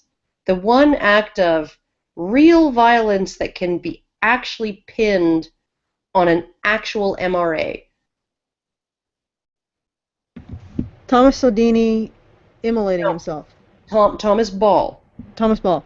Thomas Close. Ball self-immolating on the steps of the family courthouse that You know, separated him from his kids. you know Right? what I actually get out of this, Karen? There are people who advocate for rats, but I think we're basically it for people who advocate for boys. I mean, Well, just and I mean we're vilified. the general men's rights movement or Well, men and boys. what gets me too about that is that what do people think of people who advocate for rats and and bunny rabbits and chimpanzees and cows? Well, they're wonderful people, even if they blow Well, up a no, building. no. Well, here, Even people who think that they're not wonderful people generally see them as harmless kooks who are just spinning their wheels and like, oh my god, just ignore them because they're ridiculous, they're like lunatics, they're crazy, they they're see it as misdirected compassion. yes. Too dramatic. They have an an exaggerated sense of compassion where, But, and, but, and they misplace it. That is how they are seen. but how do they see us? And they see us as hateful dangerous. and dangerous. Yeah, it's perfectly all right to have such great sympathy for rats and bunny rabbits that you might release contagious diseased animals into the general population. But it's terribly dangerous to advocate that a rape victim should not have to be a girl or prove that their rapist was male in order to elicit the same level of sympathy from society as if they did meet those conditions. But and just think about that. We're much you could advocate for goddamn ringworm. Save the ringworm. And we got to save that ringworm. It's part of an ecological cycle and it's very important. It's like itchy algae in that episode. Yeah, it's itchy algae. It Not feeds, all fungus. Not all fungus, exactly. You could advocate for fucking ringworm, and people would be like, "Oh yeah, you're a little weird, but that's okay. You do that. You advocate for men and boys. You are fucking Satan. Satan. You can advocate for anything you like. Microbes, ringworm, worms." I'm going to take a slight turn on this, because I've been thinking about this since I read about this study. I always wondered what would have gone differently with these studies, because there's 3 studies, and the results were not the same in all 3 of them, as far as the hostilities were concerned, but the cooperative results were. What would have happened if they'd have done those studies on girls? I can imagine, because the difference in how aggression is approached with girls, where girls are less overt quite frequently and more sneaky about being violent, and about being aggressive towards each other, to where their violence isn't necessarily always visible, and sometimes it's verbal. Right, it's not always physical. Entirely. And then the other thing about that is, when girls get this idea of an in-group and an out-group, it seems like it's much harder to get them to let that go and work together as a bigger in-group, with the formation of existing out-groups into a combined in-group in opposition to a common issue or enemy. Girls will hold grudges forever. Over stupid little things, they will hold grudges forever. And I kind of wonder what would have happened. Well, aside from that, the other thing was that a lot of the challenges these boys faced were fixing things so that they could have things they needed at camp, and girls might have been stymied by that, especially during that time period. But I kind of wonder how they would have handled that moment when both of the 2 groups were faced with a common issue that they needed to band together in order to fix. Would the experiment have come to a disastrous end or not?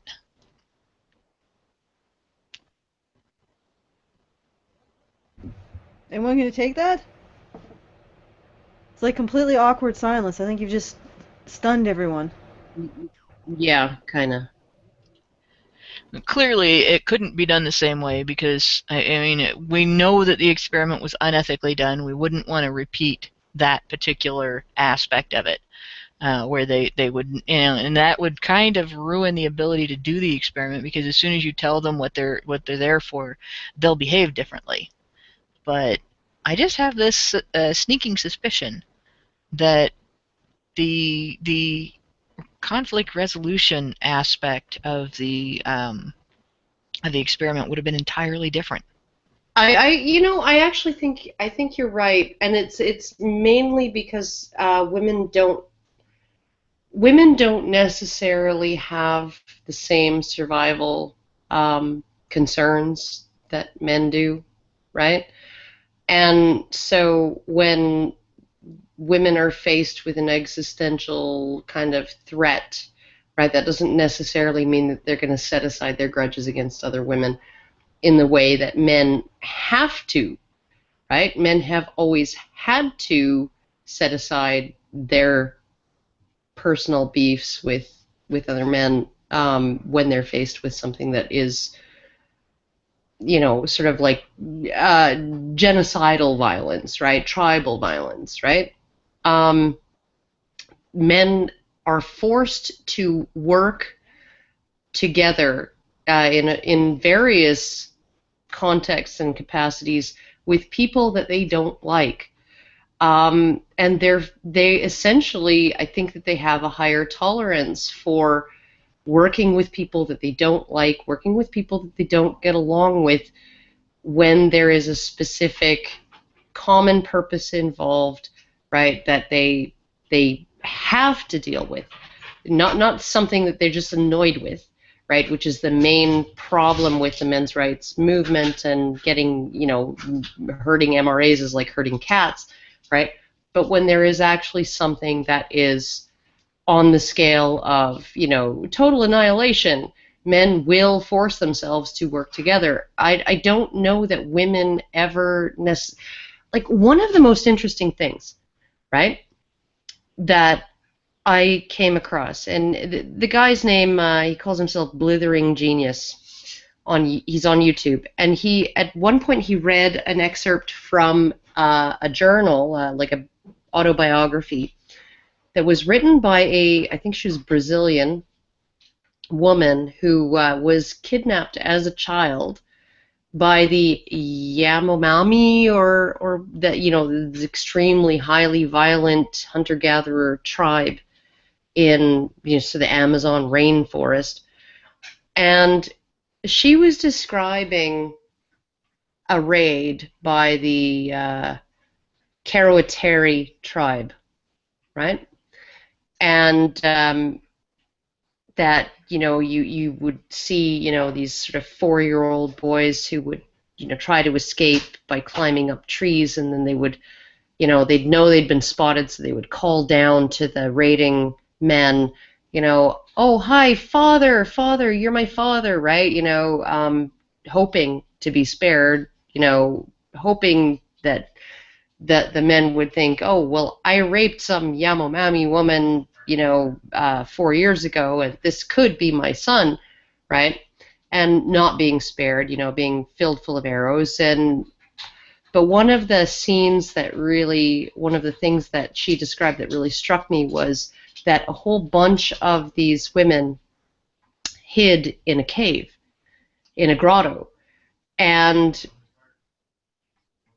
there were some women who were not deep enough in the cave. They were visible, right, to the people outside.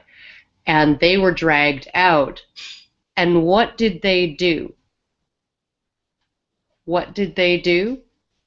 They said, there are other women in this cave. There are other women in this cave. To these men who were hauling them out, they were being taken as, essentially as, I guess, war bounty or slaves or whatever, right? And they, instead of leaving these women who were hidden, well hidden, who would not have been detected, leaving them to their own devices, these women who were pulled out, right? They said, no, there's other women in there. You got to take them too. can't just take me, right? Which strikes me as absolutely fucking bizarre. Because like in that kind of situation, the assumption that I have about my first instinct would be to, help some of us escape,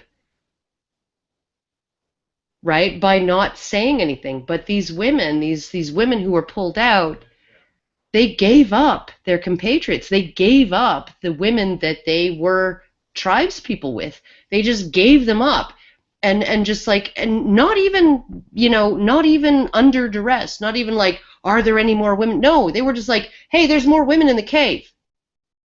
They just gave them up just spontaneously. It was fucking bizarre. It was just the most strange thing. So I think I have the feeling that things might have turned out differently if this experiment had been done on girls. Well, just to provide a counterpoint to that, and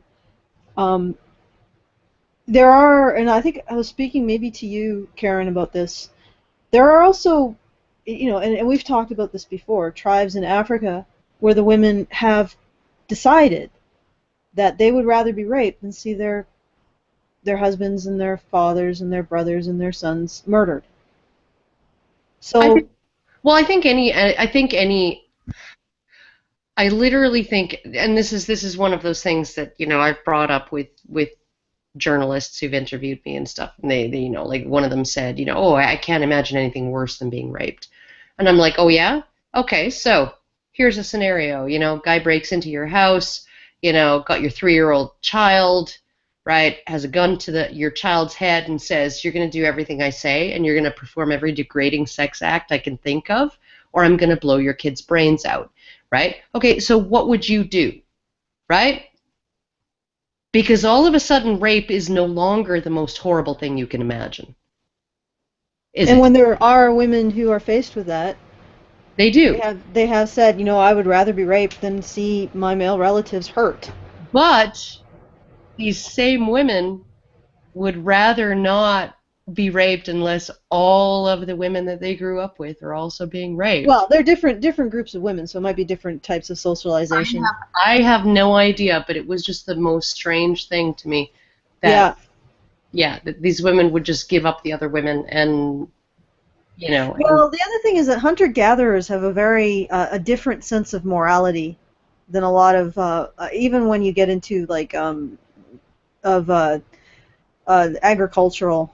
When you start to have to work in a system, you start to think differently about morality. Of course they do. But it struck me as very, very strange because the experiment with the boys is based on sort of hunter-gatherer dynamics. It really is. Small groups that have to sort of make do with what they have on the land and come into contact with other small groups, right? So. And Deep Brine from chat has a very good point. In both Karen and Alison's story, he says the women, the women are doing what's in their own best interest. In a society where they chose to tolerate rape rather than see their male relatives killed, were their male relatives providers in their families? Well, often they couldn't because they couldn't leave their houses to work because of the problem with the violence. So it was women who were actually doing this work and doing these chores. No. The one thing Tim Goldich mentioned it in the chapter of his book Loving Men, Respecting Women. The chapter was called Global Victim. It was published on National Coalition for Men's website. But he essentially went into a news story on a refugee camp, I think in Sudan or something like that, during the big conflict there. And the article was titled, a policy of rape, right? And right at the very end, sort of in this sort of offhand way, right? somebody asked, you know, like they sort of went into the whole thing with the women outnumber the men drastically in the refugee camp already, right? Because the men don't generally survive long enough to get to the refugee camps. But they asked one of the women, well, if when you go out collecting firewood you get raped, why don't you send the men? And she says, oh, the women are only raped, the men are killed. Right? And that's that's like, it's like a 1,500 word article, and that's all that has been addressed of the reason why women are the ones who go outside the camp to collect firewood. It's because the women are only raped, the men are killed. Right? So yeah, I assume in a refugee camp it's not a situation. They're getting food from somewhere else and being provided for someone else. So it is a situation that I guess of altruism. Although I don't know how much altruism that is. I don't really want my male relatives to die. But anyway, why don't we move on to Anna's selections? Let's do it. Yeah. All right. Let's do it. Let's do this thing. So, first one is about Project MK Ultra, which I would like to throw out a little disclaimer, which I do have at the end of it, but I'll say it first. And that is, since most of these experiments were illegal and secretive, it is impossible to know the exact ratio of genders of the participants, except perhaps for Dr. Cameron's experiments. But it is reasonable to infer that 80% or more, the majority anyway, of MK Ultra were test subjects, were actually male. And you'll see why. All right. So Project MK Ultra, also known as CIA's mind control program, that was a code name given to an illegal program of multitude of experiments on humans, designed and done by the United States Central Intelligence Agency. The project's intentionally oblique CIA cryptonym is made up of the digraph MK, meaning that the project was sponsored by the agency's technical services staff, followed by the word Ultra, which had previously been used to designate the most secret classification of World War II intelligence. Other related cryptonyms include Project MK Naomi and Project MK Delta.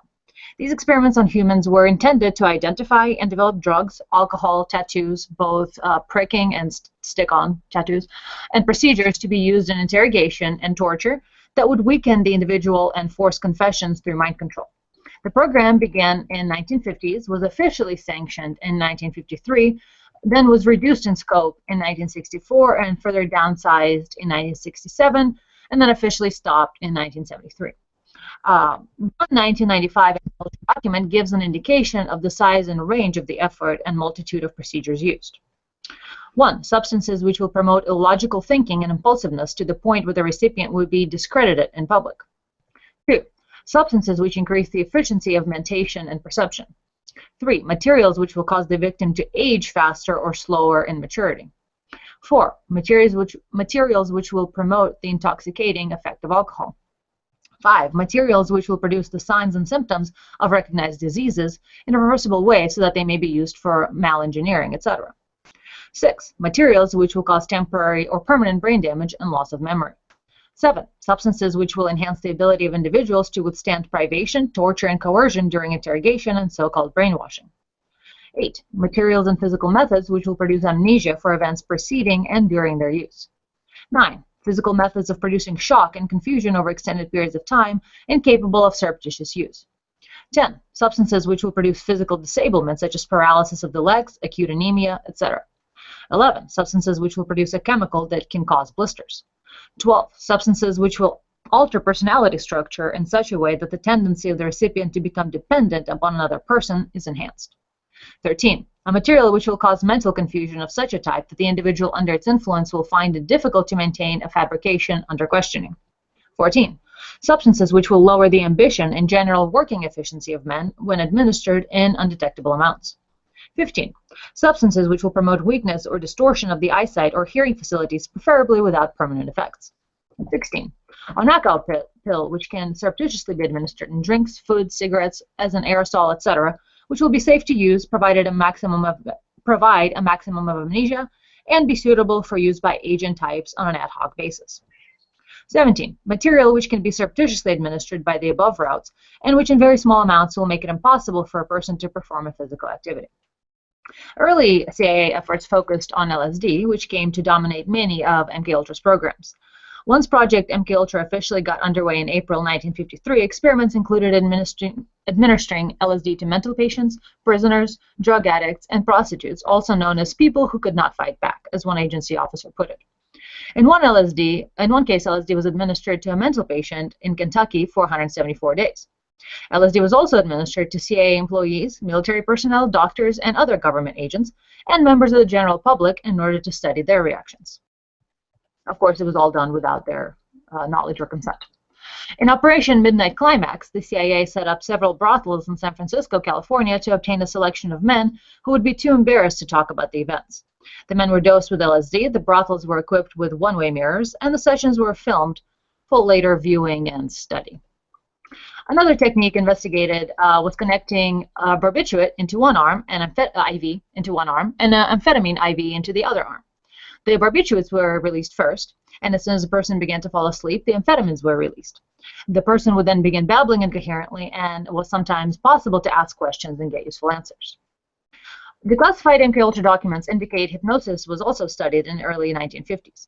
Experiment goals included the creation of hypnotically induced anxieties, hypnotically increasing ability to learn and recall complex written matter, studying hypnosis under polygraph examinations, hypnotically increasing ability to observe and recall complex arrangement of physical objects, and study relationship of personality to susceptibility to hypnosis.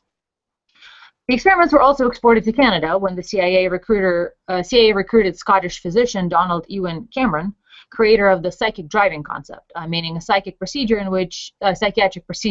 in which patients were subjected to a continuously repeated audio message on a looped tape to alter their behavior, which the CIA found particularly interesting. He commuted from Albany to Montreal every week to work at the Allen Memorial Institute of McGill University and was paid $69,000 from 57 to 64 to carry out MKUltra experiments there. The research funds were sent to Cameron by a CIA front organization called the Society for the Investigation of Human Ecology. And as shown in the internal CIA documents, Dr. Cameron did not know that the money originated from the CIA. In addition to LSD, Cameron also experimented with various paralytic drugs as well as electroconvulsive therapy at 30 to 40 times the normal power. His driving experiments consisted of putting subjects into drug-induced coma for weeks at a time, up to 3 months in one case, while playing tape loops of noise or simple repetitive statements. His experiments were typically carried out on patients who had entered the institute for minor problems such as anxiety disorders and postpartum depression, many of whom suffered permanently from his actions. His treatments resulted in victims' incontinence, amnesia, forgetting how to talk, forgetting their parents, and thinking their interrogators were their parents. It was during this era that Cameron became known worldwide as the first chairman of the World Psychiatric Association, as well as president of the American and Canadian Psychiatric Associations. Cameron had also been a member of the Nuremberg medicinal trials in 1946 and 47. And as I mentioned, since most of these experiments were illegal and secretive, it is impossible to know the exact ratio of genders of the participants, except perhaps for Dr. Cameron's experiments, as the case is with postpartum depression, typically affecting women. But it is reasonable to infer that men were the majority of MKUltra test subjects. Discuss. If you Holy shit! Right, Yeah. I don't know what else there is to say about that. Fucking hell. Do these get worse? Are we getting like? Are these getting worse as we move along? Oh shit! Sorry, Hard to I tell. accidentally unmuted to sneeze. I know, you just like sneezed all up in this chat. I have Alison all over my face. Now I'm not the only one who's done that. Oh my god, that was terrible. Alison, okay. I like one of our listeners' Cliff's notes here. Let's see if I can butcher this name properly. Hoki Bukisa. Did I do that right? Hoki Bukisa. It's tiny print. Hoki Bukisa says, Cliff notes, CIA is evil. And so is the Psychiatric Association, apparently, or at least the origins of it. Well, we don't actually have a whole lot of evidence that they've improved. There may have been changes in methods of treatment, but to be honest, when you start looking at the overprescription of mind-altering drugs, to children in the United States today, I can't really express a lot of faith. Yeah, Well, I mean, that's essentially one of those society-wide experiments that we're doing, right? Mm-hmm. Um, they changed from being overly directly malicious to being more negligent, because that's my issue with SSRIs in particular. They don't know the exact how and why it works. They're like, okay, well, we know the serotonin's low and that's bad, so we need to give them more serotonin, but we don't really know how or why their depression seems to be cured in those people that don't kill themselves. But hey, everybody, take them. It's great. And by the way, we don't fully understand serotonin. So we don't know exactly what we're doing to you. Yeah. yeah. Yeah, no, I mean, one of the things with ecstasy is that like serotonin is not just something that gets it doesn't get like produced on demand. It's stored, right? It's produced and it's stored and then it's released, right? And then it has a reuptake function where it goes back into storage to be released again, right? And with ecstasy, one of the issues with that is that you take it, it releases all of your serotonin, and then you kind of crash, right? And when you take another one, there's no serotonin anymore in storage to be released, right? Like it's essentially so because the mechanism itself of serotonin doesn't lend itself to just sort of instant production, and then it's a storage and reuptake, storage, release, and reuptake function rather than a production and degradation function, right? It's a very complicated freaking neurotransmitter. And the function of serotonin, selective serotonin reuptake inhibitors, is that it keeps your brain bathed in the amount that it normally would release longer than it would do on its own, which may or may not help under the circumstances in which they prescribe it. When it was prescribed to me when I was in school, and I went for help basically for symptoms of roid rage, because I've mentioned this before on other shows, but I had a variety of steroids that were prescribed to me to treat my severe asthma.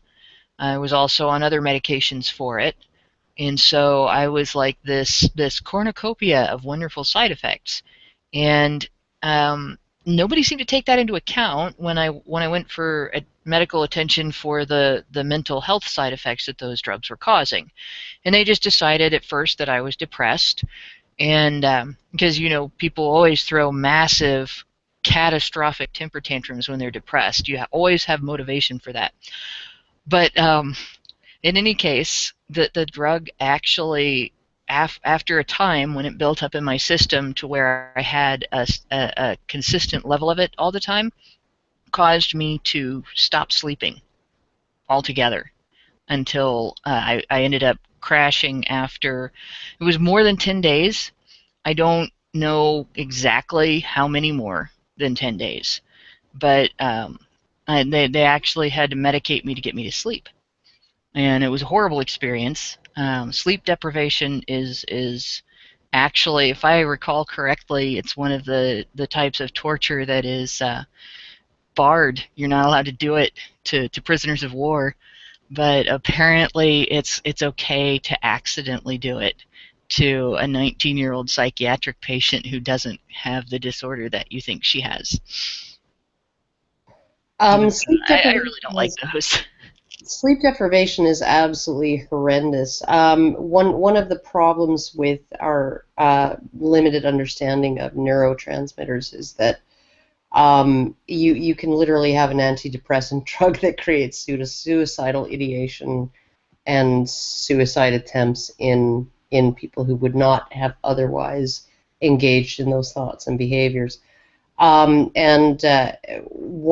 of the most interesting things for me, because I took, it's called Zyban when they prescribe it to get you to quit smoking, right? But it's also marketed under the brand name Wellbutrin, right, for depression. In fact, it was marketed as a smoking cessation aid because they noticed that people they were treating for depression with Wellbutrin, were just kind of dropping smoking. They were just abandoning the habit for no reason really, and they actually marketed it under another name as a weight loss aid because essentially it just it people who were depressed and taking Wellbutrin, they didn't have weight gain symptoms like they typically do. They tended to actually lose weight, right?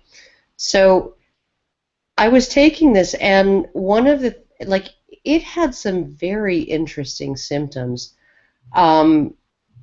Like normally I would be, just sort of generally irritable, right? So if I'm on the phone with the mortgage agent, right, talking about my monthly payments, and the kids are running circles around me, chasing each other and being maniacs, right, I would normally be really annoyed by that, right? But when I was on this drug, right, no problem. Didn't bother me, right?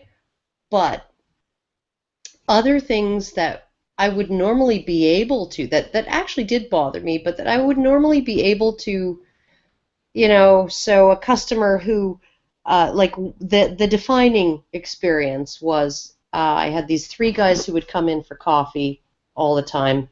One of them, the coffee was $1.07, right? And he would always walk up to the till. Didn't matter whether I was there or not. He would walk up to the till and he would drop his $2 on the counter and he would say, "That's for you." And he would go, and I would, have my 93 cents tip from his $2, right?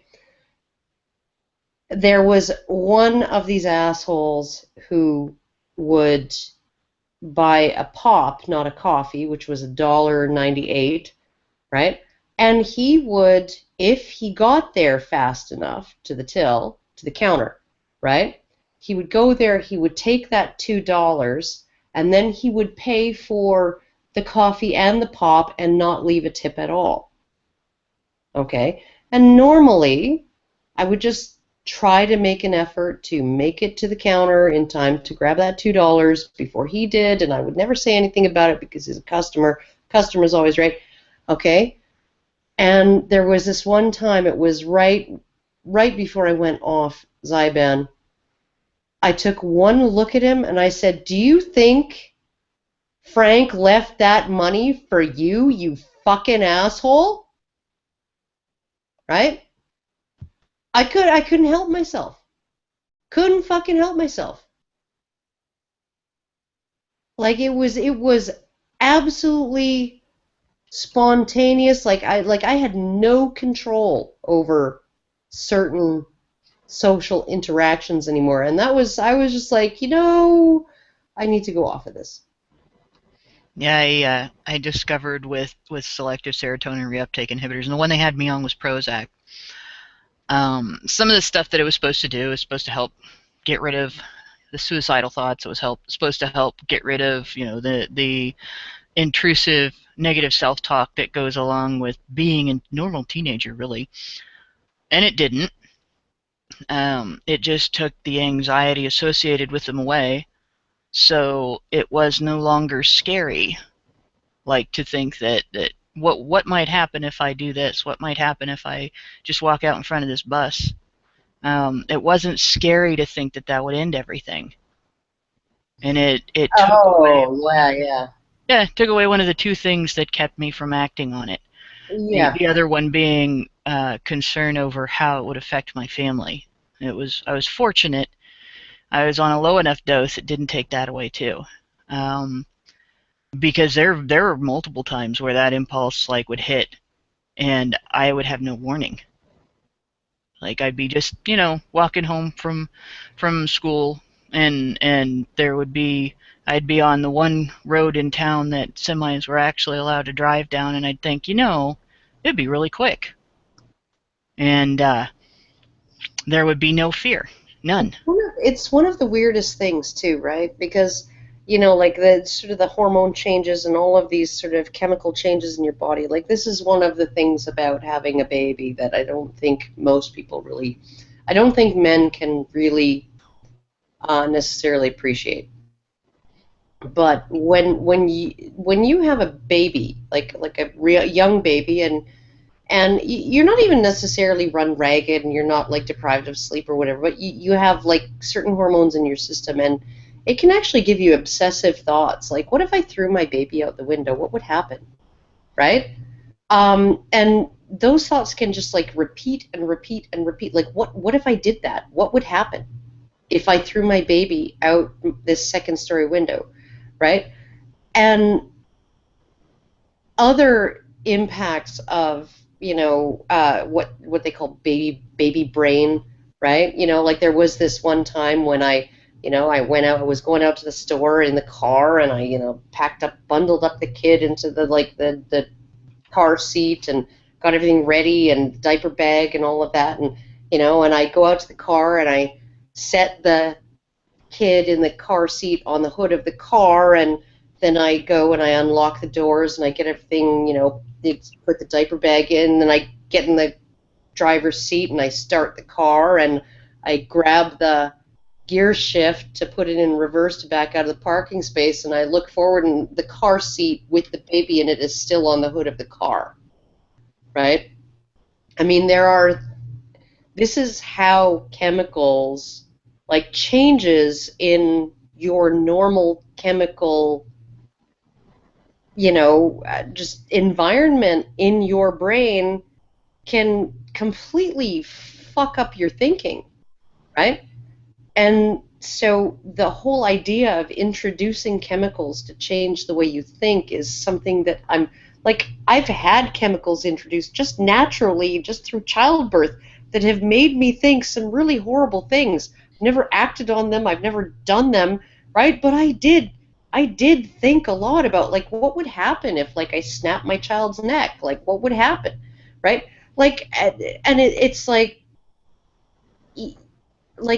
who think, yeah, and it's horrific. It's horrific to actually look at that and think, like, oh my God, I thought that. I thought, what would happen if I just, like, twisted my kid's neck, right? Like, 6-week-old baby. Like, but we have, like, chemical changes in our brains can induce certain thoughts or make certain thoughts become obsessive or make certain thoughts become less aversive, right? And, like, so why are we so interested in altering the normal processes of our brains? Like, I just... Well, and imagine Oh shit! Sorry, Kenna. I just muted you because you were imagine being one of the men in the MK Ultra study, or one of the women, if there were very many women involved, who had that done to them and they didn't know. He's like, after you have a baby, your doctor tells you you're going to have some weird stuff happen with your brain. Don't freak out. If it gets bad, come in for evaluation. There's things we can do to help you with that. But nobody told the people that were secretly dosed, hey, you're going to have hallucinations because we just gave you acid. Nobody told them, we just spiked your drink with barbiturates, you might pass out. And nobody told them any of that. Nobody told them they might have strange thoughts. Nobody told them that they might get paranoid. Nobody told them that they might lose their control over acting on their impulses. And so there were people who committed crimes, there were people who hurt themselves, there were people who hurt other people, who may have lost things in their lives that they valued, like relationships or jobs, because they were dosed with drugs that altered the way their brains worked. And they didn't know. That's not okay. That's fucked up, because, like, when I went into, having my first child, I knew that I was going to be a little bit freaking haywire for a while, right? And you know it, and you're like, and there's the maternal instinct that, even if you're, like, obsessing about, like, oh my God, like, I could throw my child across the room, or I could like put them in the fire or whatever, right? There's something in your head because you know that you're not thinking rationally. You know that you're being affected, right, by whatever chemical processes in your brain that are going on, right? And so you're just like, okay, I'm not going to act on that because that's stupid and it's retarded to do that because I'm not behaving the way I normally would, and I'm not thinking the way I normally would. And granted, this is not something that every new mother experiences, but many new mothers experience thoughts like this and behaviors like that. So that forgetful baby brain, leave the kid on the hood of the car thing, right? And so you compensate because you know who you normally are, and you know that you're being affected by something that's not in your control, right? And so you compensate for it when you don't know that you're being affected by something outside of your normal day-to-day, right? How can you even fucking deal with that? Yeah. You don't even know you've taken a drug. I'm going to pull Janet Cherry on here so she can move us on to the next topic and say what her piece. Will do. Real quick thing on that specifically, I'm glad you guys brought up the now knowing element, specifically when it comes to LSD or other psilocybin-like things. Anyone who has done entheogens can tell you that set and setting is extremely important. That and basically what happens to the brain is it has kind of a moment of extreme flexibility, and so the thoughts that you're thinking during your trip are important to the point of that is sort of what gets cemented into the brain afterwards. And the bad experiences that people have had during trips, when they had like really scary trips and they've seen like the devil or whatever, usually a lot of times has to do with the people that they were around who weren't good for that experience, who didn't know what was happening, or when it's used recreationally. That's why I would not recommend using psilocybin type drugs recreationally. It should be only done medicinally for a variety of reasons. That there's this amazing thing in our brain that's called the homeostasis machine, that it tries to bring the brain back to normal. And a very good metaphor for the SSRIs is that it, instead of having a symphony of notes that goes up and down, and some might be too high and some might be too low, and that's why you have depression or psychosis. That's when too much serotonin is in your brain. What happens is when you take SSRIs, it all becomes one note. You take that symphony into one mass of just blah. And a lot of people talk about feeling like zombies whenever they're on antidepressants. They don't actually feel happy. It is just their ability to experience emotions is muted, as Hannah was saying. So it's just a lot of that is specifically using LSD too and other psychoactive components without people's knowledge, and then subjecting them to a psychological torture like sleep deprivation or repetitive sounds. It is just particularly inhumane to me, given what we understand about the way the brain reacts to psilocybin-like. Yeah, and what I found interesting about that documentary on the discovery of niacin as implicated in pellagra was that it was not. I mean, like one of the they essentially wanted to run the experiment until the skin lesions and the physical symptoms showed up, right? Because they're immediately recognizable. But those are some of the last symptoms that seem to show up, and the initial symptoms are confusion and disorientation, and you lose your physical coordination, and you maybe lose sensation in your extremities, and then eventually have permanent nerve, and and you eventually end up with sort of dementia. And it was those symptoms. It was before these prisoners had developed the sort of the end stage dermatological symptoms of the lesions, the absolute 100% you have pellagra lesions that can be identified and confirmed, right? It was when they were experiencing the neurological symptoms that they were beginning to beg the researcher to just put them back on a regular diet, and yeah, no, I don't care. You know, I know I have 10 years left to go, and you said you would let me go after I developed, you know, after I had participated fully to the end of this study, right? But keep me in for another 10 years. Just put me back on a regular diet, because this is intolerable. This is something that I cannot handle. The neurological symptoms were just so incredibly severe for these men who had pellagra induced on them. And I mean, like, granted, I can understand that people were really wanting to understand the mechanism of that disease, because, I mean, like, there were something like 100,000 deaths in Italy from pellagra in, you know, the decade leading up to those unethical studies. You know, millions of people came down with this. Millions of people were afflicted. It was like a horrible, and it's a horrible disease.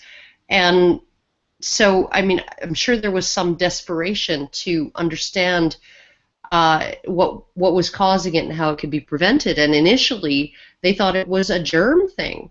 It's actually kind of one of those things, you know, like initially, the whole idea of germs was like, oh, no, it's like the phlegm. It's an imbalance in the four humors, the phlegm and the blood and and it's also, you know, nervous excitation, and, you know, go away with your germs, right?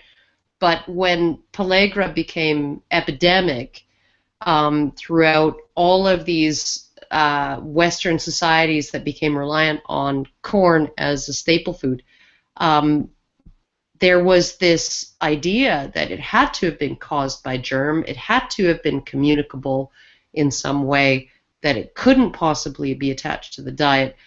And so I can understand the desperation on the part of researchers to prove the mechanism of the disease and find some way of preventing it, given, like, just how much suffering was going on. But these 11 men in that prison who, you know, you can just imagine them, like, stumbling and shuddering and tripping over themselves and confused and unable to think clearly and overly aggressive and all of these neurological symptoms, and saying, like, please just stop and give me my regular food. Right? Okay. But we need to get to that last, well, not the last item. All right, let's do it. So, the Tuskegee syphilis experiments. Tuskegee syphilis experiments was an infamous clinical study conducted between 1932 and 1972 by the U.S. Public Health Service, studying the nature and the natural progression of untreated syphilis in rural African American men under the auspices of receiving free health care from the United States government. The Public Health Service started working on the study in 1932 during the Great Depression in collaboration with Tuskegee University, a historically black college in Alabama. Investigators enrolled in the study a total of 600 impoverished African American sharecroppers from Macon County, Alabama. Of these men, 399 had previously contracted syphilis before the study began, and 201 did not have the disease prior to the experiments.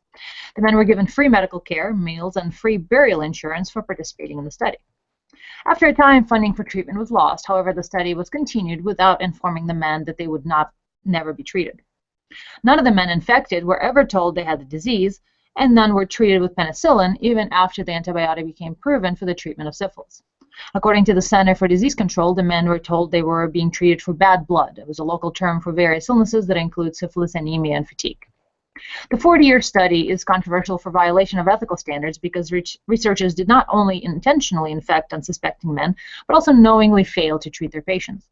Revelations in 1972 of study failures by a whistleblower led to major changes in the U.S. law and regulation on the protection of participants in clinical studies. Now studies require informed consent, communication of diagnosis, and accurate reporting of test results. The Tuskegee syphilis study was cited as arguably the most infamous biomedical research study in U.S. history, and resulted in the 1972 Belmont Report and the establishment of the Office for Human Research Protection. It also led to federal laws and regulations requiring institutional review boards for the protection of human subjects in studies involving them. The Office for the Human Research Protections is tasked with managing the responsibility within the United States Department of Health and Human Services. So there was actually some good that came out of that 40-year study. So discuss. Nobody wants to take this one. Shall we just move on? Do you seriously want to move on? Nobody wants to say anything to this. Oh, the Doge. Well, no, I think Anna said the one thing that I was going to point out. I think that there's a bit of a common misunderstanding that the men were all sort of injected with syphilis, but that's not really how it went. It was more of a malpractice in that they were essentially not treated, and they were made to feel as though they were being treated. But it's a little difference, but I think it's important because if you're going to talk about these things, you want to stick to the facts. But Anna did point that out, so that's it. I mean, this is like a big one that everyone knows. So it goes without saying. I don't know that there's much to add to it. So. Well, from what I understand, the 200 who did not previously have syphilis, they were actually infected, or am I misunderstanding something? As in the CI or the government gave them when they didn't have it before? That's what I understand, but maybe I'm missing something. Maybe that was the control group, but from what I gather, 390 already had it, and the other 200 were infected, but that could be just my misreading. No, my understanding was that the 201 was the control group, according to the CDC, I think, unless I'm reading it wrong. But that was the only thing out, and again, it's irrelevant ultimately. Well, no, I think Anna's right. I think what they had was some that had previously contracted it and some that they did infect. The control group was the group not receiving the treatment, and then the group that was receiving the treatment was the one being experimented on to see how the treatment affected them, whether it cured and so on. So you had a maximum, a total number, all of which had it. Some of them were given it, and some of them already had it.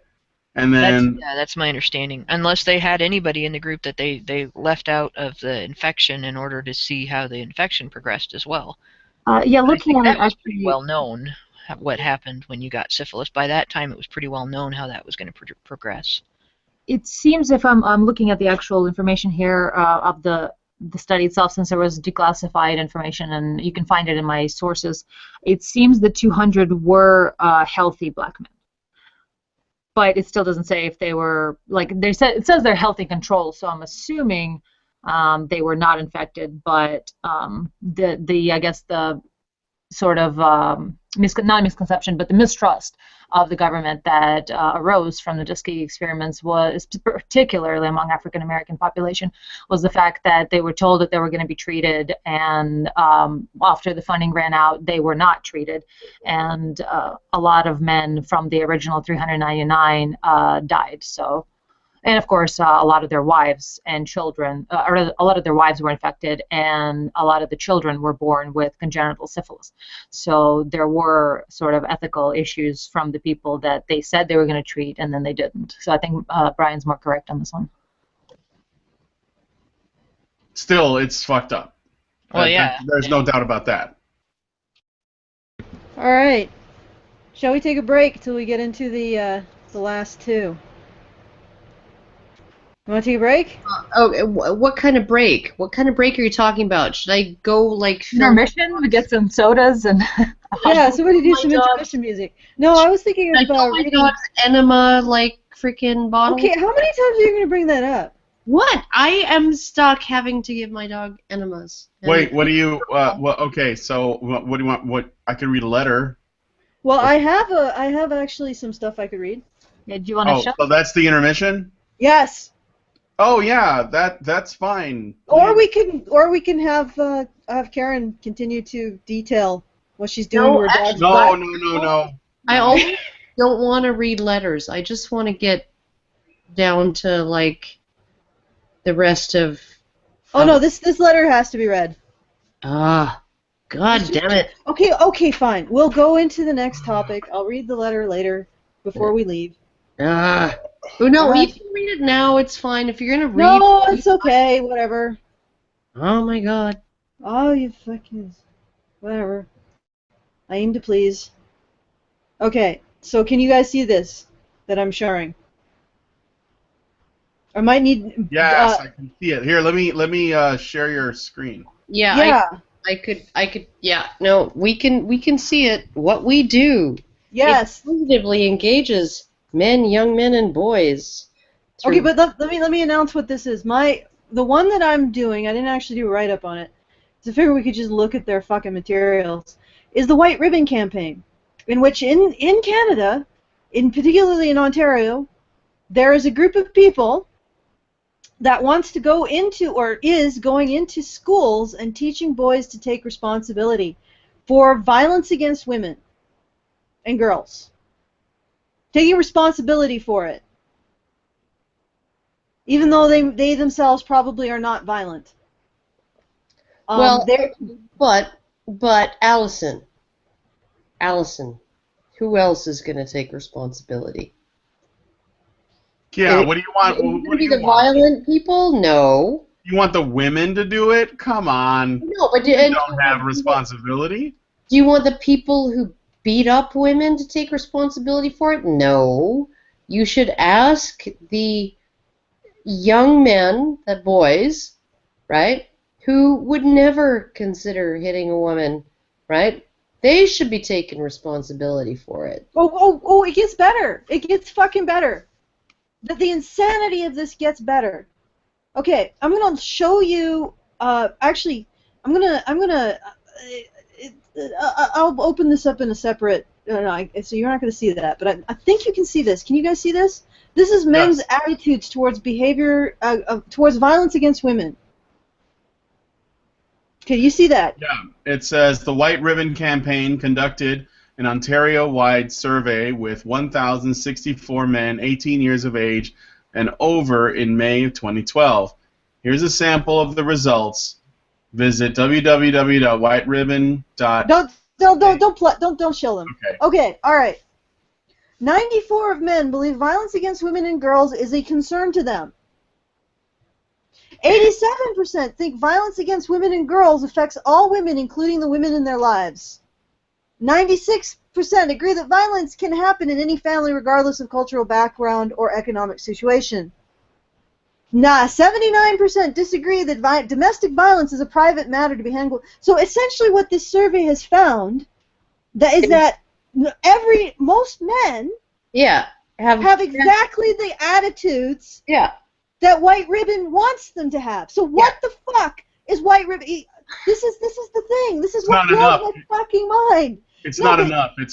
We got a long way to go, Alison. Yeah, but it's like they're saying we're gonna go in and we're gonna teach men and boys to have these attitudes that they already fucking have. I mean, can I get a grant from the fucking Canadian government to paint the goddamn air transparent?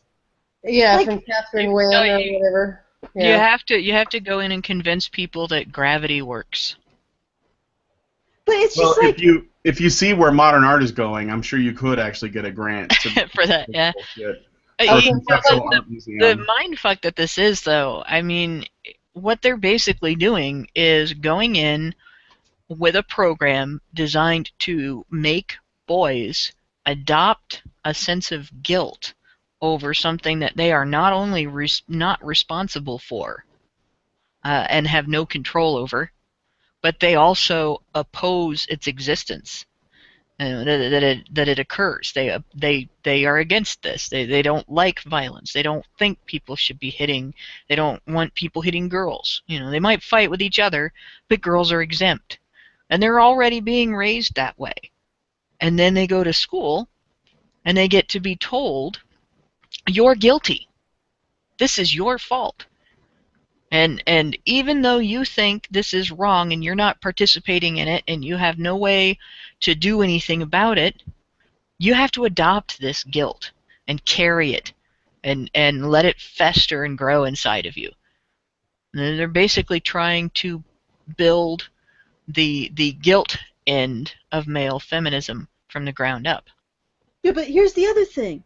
If men already have these opinions, how does not changing the opinions that men already have change violence against women? It does Well, nothing. they're not worried about violence against women. They're worried about finances. So their job then becomes to convince men that there is still a crisis, even though men in general aren't creating one. And Well, of course that entails pretending that there is a huge epidemic of one-way male-on-female violence, and then presuming all men responsible for it, even if they oppose it. yeah, no, it's essentially they're trying to guilt boys into internalizing one good man syndrome. And what's incredible, I mean, think about it. They're essentially going into schools and gaslighting boys. We need to teach you to believe these things that you obviously don't believe, but I do believe them. Well, you don't believe them enough, or you're not believing them hard enough. To essentially go into schools and tell boys what their thoughts are, and that they actually don't believe what the white ribbon campaign is trying to teach them. They actually don't believe that girls should be exempt from violence. They're going to go into schools and tell boys that, even though that's actually what boys believe. They're going to go and tell them that, no, they don't believe it, and I need to teach you to believe what you already fucking believe. So they're actually going into school to gaslight boys. And here's the kicker. This is the most vulnerable population to suicide.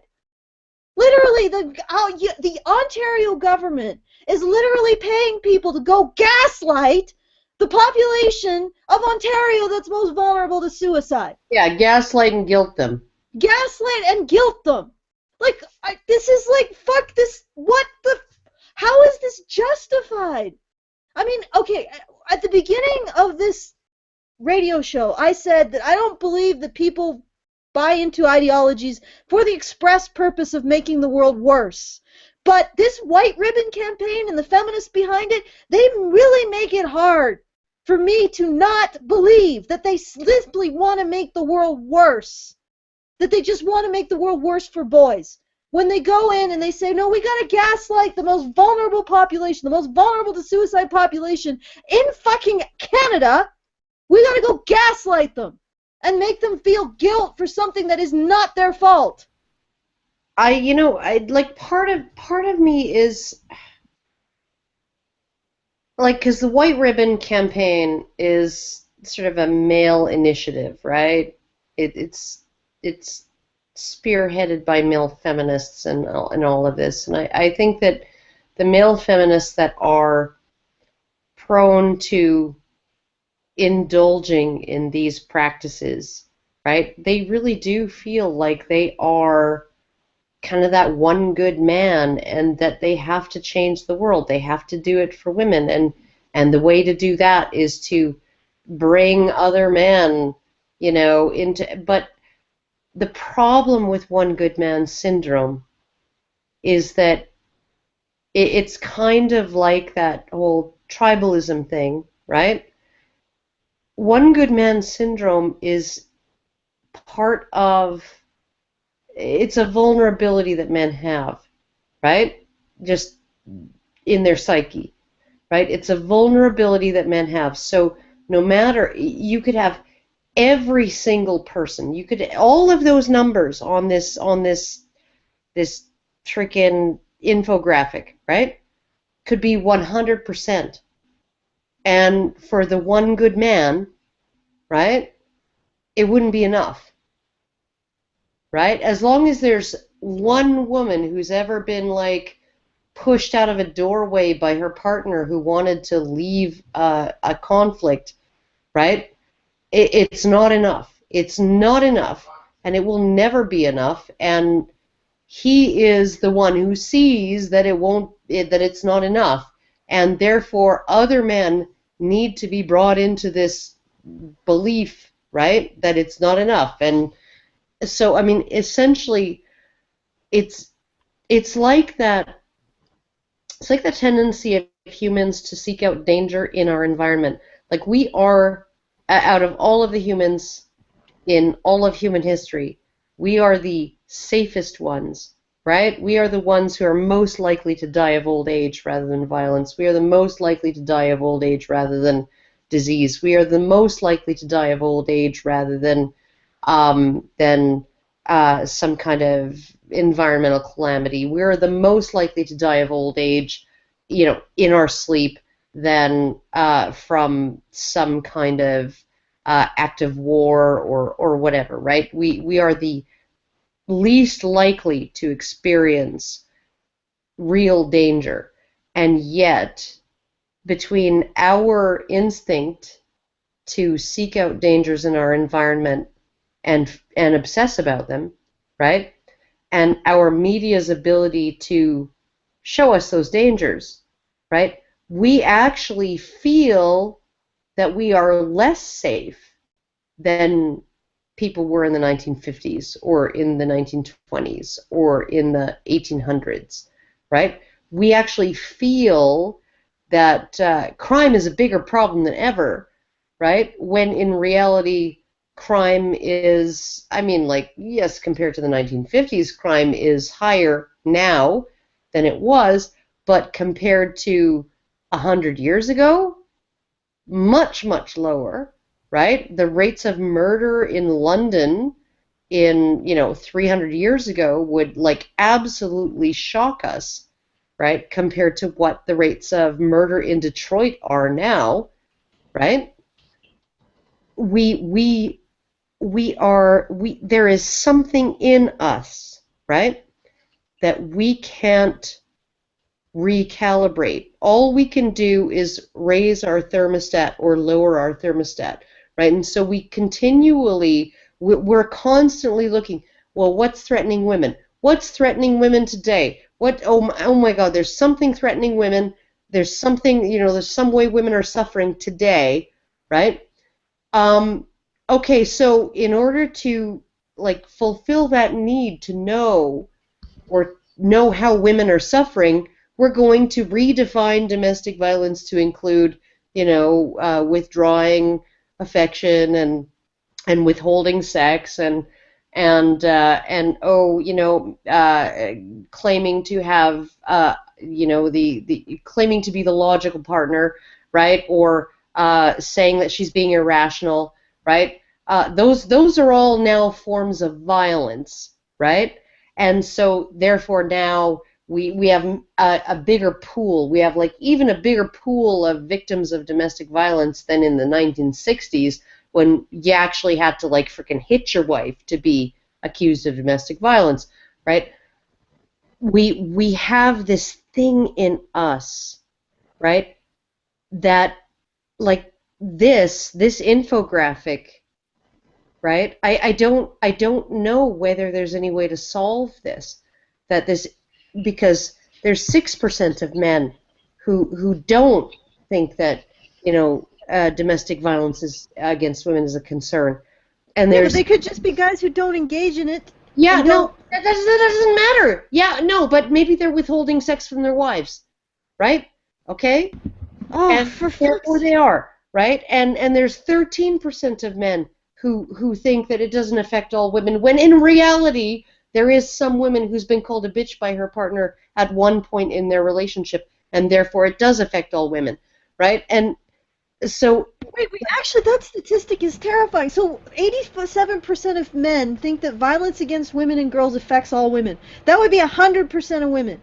Even though the most liberal estimates from worldwide surveys say that violence against women, and we're talking just, like a shove or a mean word, only affects 1 in 3. That's because there has been a concerted effort to convince the world that so many minor things that are not actually violent are violence against women, or that any time a woman experiences violence, it is gendered violence because she's a woman. So and this is something that was just covered in a blog post that El Rattel translated for us, and it's one of the more recent articles published on the Honey Badger blog. He's talking about the Spanish media doing it, but this is a common thing. If a woman loses her shit and kills her husband, it is not treated like it's domestic violence unless she killed him for reasons that are associated with his gender. But if a man loses his shit and kills his wife, it is treated like it's domestic violence, whether the reason behind it has anything to do with her gender or not. And so we have this issue of violence that is not gender directed being treated like it is every time it happens to a woman. That's one thing. The other thing is there is another aspect of this that isn't being considered really. Not all feminist men who are in the movement, that are seriously feminist men that are not just calling themselves that to get laid, not all of them are as altruistic as the guy who wants to be the one good man and feel good about himself and is defining how he feels about himself by how he serves women. Some of them are just like feminist women, there because they want to promote a political ideology or political group that is their intent is controlling people, that they are elitists and they feel like they have the entitlement to tell everybody else how to live and to be the elite in society that controls everything. And what better way to take control of a population of people than to convince one segment of them that every evil in society affects them on a deeper and more profound level than any other segment of society, and then convince another segment of society that they are responsible for every evil and how it affects that more vulnerable perceived segment. How better to control a society? Because then you can manipulate the supposedly super vulnerable segment by presenting things in terms of this is for your protection, this is for your good, this is something that we are doing for you, and to present to the responsible, the segment presented as responsible and accountable for everything. This is what you can do to redeem yourselves. This is what you owe this other segment. You can't question this, because if you question this, you're hurting these other people. How better to control people than to put that kind of a mindfuck on them? Yeah. I just realized something. Wait, no, Karen, I gotta get this out. I just realized something. In the context of what you just said, Hannah, women's vulnerability becomes a resource, and ideologies can fight over establishing them as the dominant,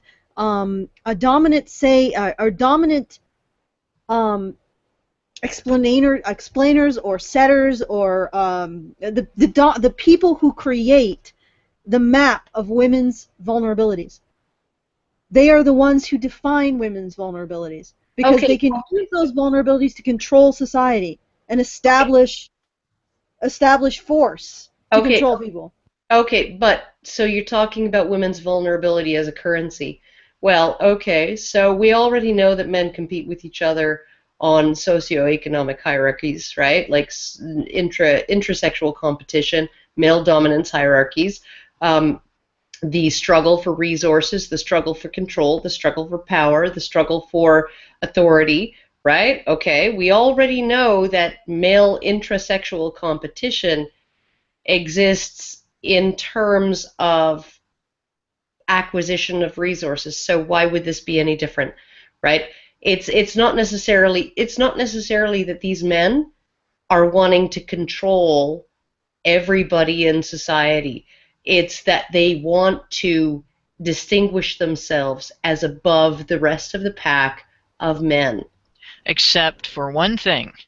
Feminism is being used as a vehicle to promote its currency. Basically cultural Marxism. It is also being used as a vehicle, particularly in the United States, but it's spread throughout the world now. It's being used as a vehicle to promote and to provide sort of a shield to obscure the progression of authoritarian power. It is being used to control the population. It has been used to chip away at due process rights. It's been used to chip away at family structure. and at family rights, parents' rights. It's been used to chip away at boys' ability to get an education and support Well, themselves in their adulthood. It has been used as an attack on boys, not okay, just to promote girls and not just to promote money-making programs, but as an all-out attack defining boys as yes, dysfunctional girls yes. instead of. Okay, and so if you want to have a harem, if you want to have a harem It's of not women, about the harem. It's no, about if money. you want to have a harem of women, how do you get that?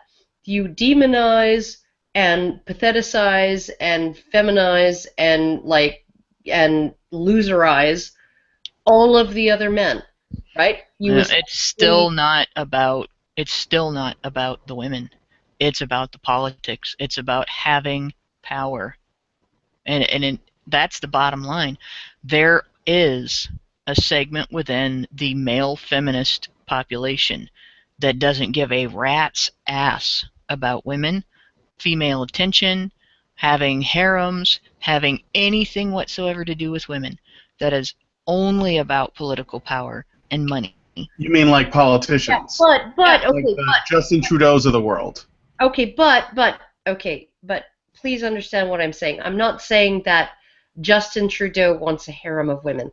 I'm not saying that. I'm saying that Justin Trudeau's impulses are based on the fact that men like Genghis Khan existed.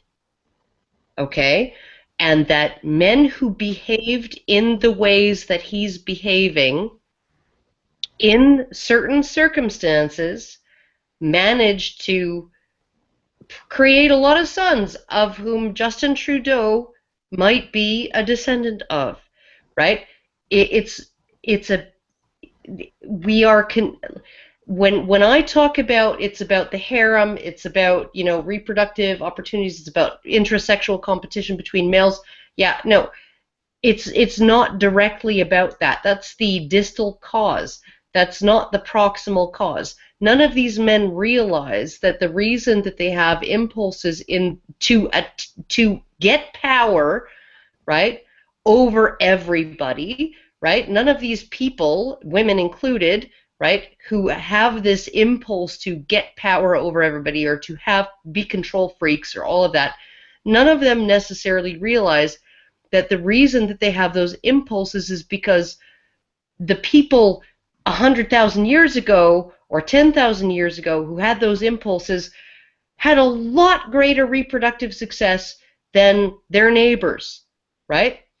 That it's not that there's this disconnect, this inability to differentiate in a lot of this discourse that we talk about between proximal causes, what you do to select a mate, versus distal causes, which is what did people do 100 years ago that made them more successful in having babies, Well, that's right? also about resources, and this situation is also about resources, Of but it course. still does not make the statement I made about altruism any different.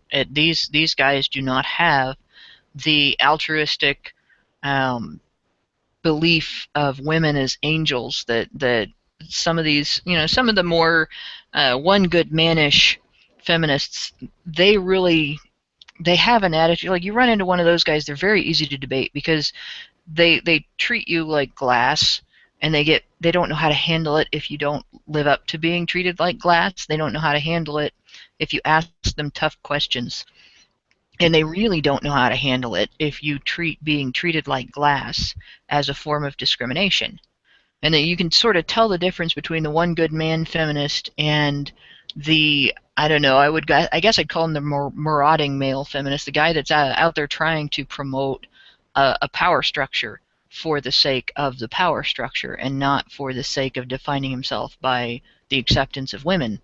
Yeah, no, Because but the he power structure will exists. not treat being, when you treat being treated like you're made of glass as a form of discrimination, he knows how to respond to that, Of and he will course, not fall apart as easily as the other of guy. Of course not. It's a And completely different situation there. And it really is not at all about women. No. It's about intrasexual competition between men, right? And I think it can be about both things. Like, and let me just give my case. All right, because let me just give my case. Karen, let me give my. Hey, Karen, Karen, you. Shh, let me give my case. I think it's about both things because I think I see both of your perspectives. And just you can just attack me if I'm wrong, but it seems like there's this political force, and it's using men's instinctive drives in some cases, whether or not they're instinctive or emotional or are due to some sort of lack of development or whatever. They're using men's drive to be the one good man to be able to maintain their political power. So it's simultaneously both things. But I'll let you go. What I like, it isn't all about women. It really isn't. It's about intersexual competition. So you don't have to believe, if you're one of these white ribbon guys, you don't have to believe women are, innocent flowers. You don't have to believe that they're angels. You don't have to believe any of that. All you have to do is crush the other males, right? And you don't even know why you're doing it. You don't even know why you're vilifying and demonizing and guilting and gaslighting all of these other males. You just have this impulse to do it. The impulse to do it, right, is because, that by essentially discrediting all other males, 70% of your ancestors managed to have more babies than the other guys did, right? It has nothing to do with, you can be like flaming gay, you can be a flaming fucking faggot and still have this impulse, right, to shit on other men, right? To be deceptive and to be like devious and to be like brutally like unethical and dishonest while you're doing it, right? But the impulse itself is the male dominance hierarchy, right? The male dominance hierarchy exists because it led to reproductive success for males, right? But that doesn't mean that men who feel like they should be able to lie and vilify and demonize and smear and slander and libel and frickin' shit on all other men are out to get laid, or that they care about women. They just have the impulse, because the impulse itself was a means, not an end. It was a means, right? And because it became a means to an end, right, it was replicated, right? It was passed down, right? So now you have these men who have a means. The end to them may be completely freaking immaterial, maybe irrelevant. They don't want to harem. They don't care about women. They think women are freaking cunts, whatever, right? But they will still they will still be like those, like the freaking Hercules beetles, like freaking throwing each other off the branches of trees in rainforests, right? Because that's what they do. It's the means, right? It's not the end. It's the distal cause. It's not the proximal cause, right? And this is why I think men are so eager, right? Even if they have no interest in women, even if they don't fucking care about you, go into the fucking MGTOW communities, go into them and look at how those guys will rip each other apart, right? Demonize each other. Look how Stardust talks about Sandman. Look at how Sandman talks about all kinds of others. Like they're not looking to get laid. They don't care about women. They don't want a woman. They are not looking to impress women, right? But they have an instinct to compete against each other, right? And All that right. instinct to find fault with anything the other says. Okay, Karen, and I know that Hannah isn't getting the rejoinder, which is unfortunate, but I Well, think we need actually, to. I have a quick question to end that with. If feminism as a means of controlling people is based on the tournament species thing and men having descended from men who had greater mating capacity or greater mating success, then why isn't it that all men who want to control people become feminists? Because feminism is just any other ideology. You can say, okay, well, so there's no tournament mating. There's no male dominance hierarchy in Islam. There's no male dominance hierarchy in Anglo-Saxon medieval times. There was no male dominance hierarchy there. No, it's just another ideology. It's another way. So feminism is just another weapon for men to attack each other in the context of this white ribbon stuff, right? And I'm not talking about all men. I'm talking about the men who buy into this white ribbon stuff. It's just another weapon that they can use, like a battle axe, like a freaking sword, like the blood eagle, like like all of these things that men used through history to attack each other. It's just another thing that they're using to freaking compete with each other and attack each other. Okay, and it's particularly sick because it's being targeted at some of the most vulnerable people to suicide in our young boys. And it comes with a built-in self-handicap. Yes, which is very strange.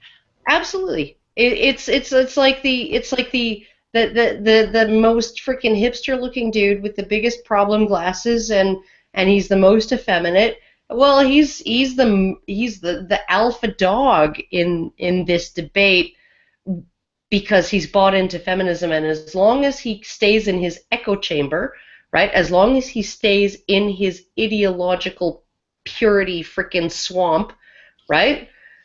He's the top dog, right? So basically, feminism is for the men who are as at least the ones that are not the one good man men, but among the men that are compelled to compete in this manner, feminism is for the ones that can't handle other ideologies where the competition requires them to to be a little more capable. Yeah, capable, competent, masculine. I think, like I mentioned this to Alan Franson on our fireside chat, is that I think that a lot of male feminists just they look at masculine culture, and maybe they were raised by single moms, or maybe they were like they had fathers who were not strong within their families, right? Were not I wouldn't say dominant, but like not a strong presence within their families. And it was sort of like mother knows best kind of thing, and what mother says always goes. And they're introduced to masculine culture for the first time when they're entering school, and they are unable to compete with other boys, right? On those terms, on the terms that other boys set. Okay. Before you go any further, though. Essentially, what they do is they've entered a situation where they can compete. They can compete in other ways, and they don't have to. Essentially, they can close themselves off into this echo chamber. They can still act as if they are the white knight riding to the rescue, even though they would never be able. Okay. All right. So essentially, what you're saying is that feminism is once again another ideology that reduces women down to a way of intersectional competition between men, and I would agree with that because I think a lot of ideologies do that. But the other thing I wanted to say is sink. Is that how it sink? Kink. Chank. Jank. It's Okay. It makes a If you're just gonna sound. say, How can you not fucking every time? Just go make me a sandwich. Dang. okay, all right, Chank, you if you're going to make a theory, a grand unified theory of every feminist man, you have to include Chank in there somewhere. It has to work with him too. And Yeah, no, he's definitely virtue signaling to the people who agree with him, right? And he can afford to like shit on, Ann Coulter, Sarah Palin, Michelle Bachmann, and me, right? Because the regular, the women and the men, particularly the men, and it's not even the women around him giving him approval. It's the men around him that allow him to remain the alpha dog. That's what's feeding his attitude. all right. It's not how many women want to fuck him. It's how many men look up to him. Okay, all right. That's excellent. Now I think this is good. I know that if I unleash both the Karen and the Hannah train, we will be having another hour of content. So I think what I want to do is I want to throw this out to the viewers. We did 9 variations on this topic. We presented to you 9 experiments on men and boys that we consider to be some of the worst. We did have a conversation about even before we put on this show about what we would include, and we did exclude things like Nazi experimentation, what happened with the Japanese during World War II, and stuff like that, which in many ways isn't quite experimentation so much as an extension of war crimes and torture within the context of war. So, and we tried to avoid that just because it's a bit different than this idea of experimenting on your own people, and experimenting even in a situation like with the circumcision studies in Africa, experimenting supposedly with the benefit of the people who you are experimenting, or the men you are experimenting on, in mind. So that's the criteria that we chose. So I'm going to throw this out to you guys, the audience. What's number 10? And if you can send a nice summary and why you think it's number 10 to topic@badgerpod.com, and if we get enough responses, I will compile them into a post, and you can be published, I guess you can call it published, on our blog. So send me a summary of what you think to be the top 10 worst experiment on men or boys to topic@badgerpod.com. Or put it in the comments below. Either way. But it'll be more likely to be seen if you send it to topic@badgerpod.com with paragraphs. Don't forget the paragraphs. Paragraph breaks are important, people. Paragraph breaks are vital. If you don't send paragraph breaks, I'll send you an email back and say put paragraphs in this thing. I'm not making my eyes bleed with a wall of text. All right. Okay. So yeah. I think we're good. I think we can go into the shill, or the semi-shill, or whatever you want to call this. All right. If you're a Honey Badger listener who's in a financial situation where $5 means a lot, on a previous show, I offered to give you $5 to help out. Pledge it to Honey Badger Radio in your name, or to a men's issues cause of your choice. If you want to take me up on this, please send me a message at topic@badgerpod.com. And if you just want to become a patron, just go to www.patreon.com/honeybadgerradio. Anyway, right now, Alex is pledging $5 in the name of his son, Aiden, who he wants to grow up in a world compassionate to the issues of men and boys. Corin is pledging $5 so that men and women don't have to view each other as predator or prey. And Leo says the following. Just sent a message to me today. And, okay, I'm a former IT administrator and a supervisor, but I have put my career on hold in order to help my elderly patients achieve the retirement that they desire. Elderly parents, achieve the retirement they desire. They had a ranch where I was born, but gave it up due to my severe allergy and asthma problems when I was very young. I know that they've always wanted to return to that life, and since I've pulled in Theodore Roosevelt and gotten over my asthma and become very handy and physically capable, while my parents have aged, I want to return the love that they showed me as a child and help them return to the living on a ranch once again. As it is now, I literally live in my parents' basement on our family ranch, originally established in the 1800s, and I'm filling the role of hired man. Because I have absolutely no income, I'm working very hard on making the family ranch profitable again. I've wanted to become a patron for some time now, but I figured I would wait until I was in a better position financially, and then would simply make up the difference. Your oration in Rant Zerker 35 bolstered my will, however, and I'm now convinced more than ever. You've probably opened this mail thinking I wish to have you donate in my stead, but your statements, as well as the strength and drive that all of you embody, the Honey Badgers as well as guest battalions like Too Long Don't Read, or Teal Deer, Goodfella, and Vern, but also people like Bain, is inspiring, and you have emboldened me to give what I can. You, Alison, are, it's hard to read this, you, Alison, are an exceptional leader, as Mike explicitly stated in one of his videos, and as you have repeatedly shown with your efforts. I hope someday soon I can give you more substantially, but for now, please take what I can and act as the agents you have proven yourself to be. As you said, you enjoy hearing from viewers and knowing that you are having an effect. I figure I would write to you and tell you this and my personal story. My personal story is not particularly unique, but it's anecdotal evidence of some of the harms that blindly believing in the feminist narrative can cause. 2 years ago, I and both my best friends were heavily involved in youth programs and were able to educate many high school students and give them social and career skills that would be benefiting them for the rest of their lives. Because of this, the nature of the students, rumors were bound to happen, and although they were completely unfounded, the administrators, far removed from the daily lives of the students, were statutorily required to treat each one as a credible criminal investigation. After 6 months of investigating these, one attention-seeking student finally came forward and claimed to be a victim, and one of my friends was arrested and charged. The other friend was allowed to return to the program, but had lost all faith in the system that led to his situation by that time.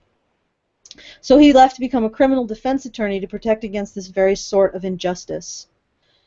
Although I'm convinced of the innocence of both of them and have given sworn testimony to the innocence of the man that's been charged, I know that innocence is not a defense when a mere allegation causes you to lose your career, most of your friends, and even some of your loved ones. While I'm very proud that the students we worked with will continue to benefit from the knowledge we gave them, it pains me to know that we are legally prevented from ever working again to further the lives of young people and invest in the future of our own town.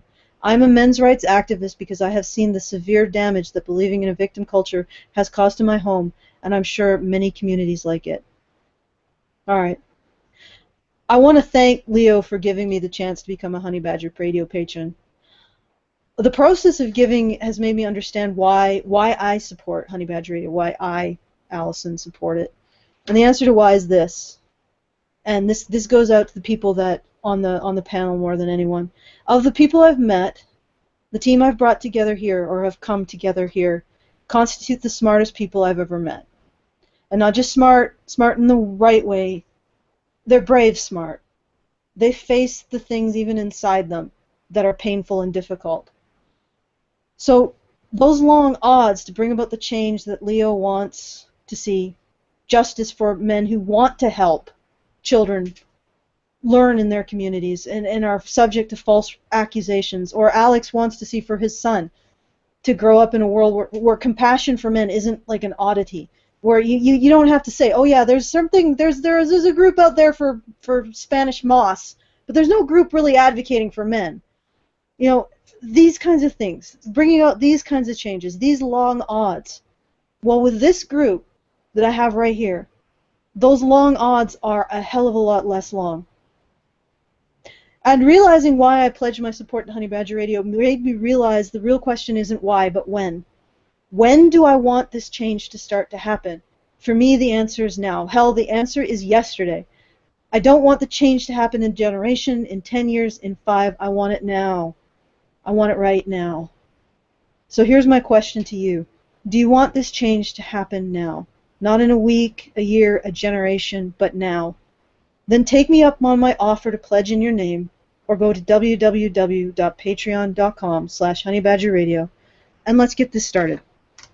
Thank you.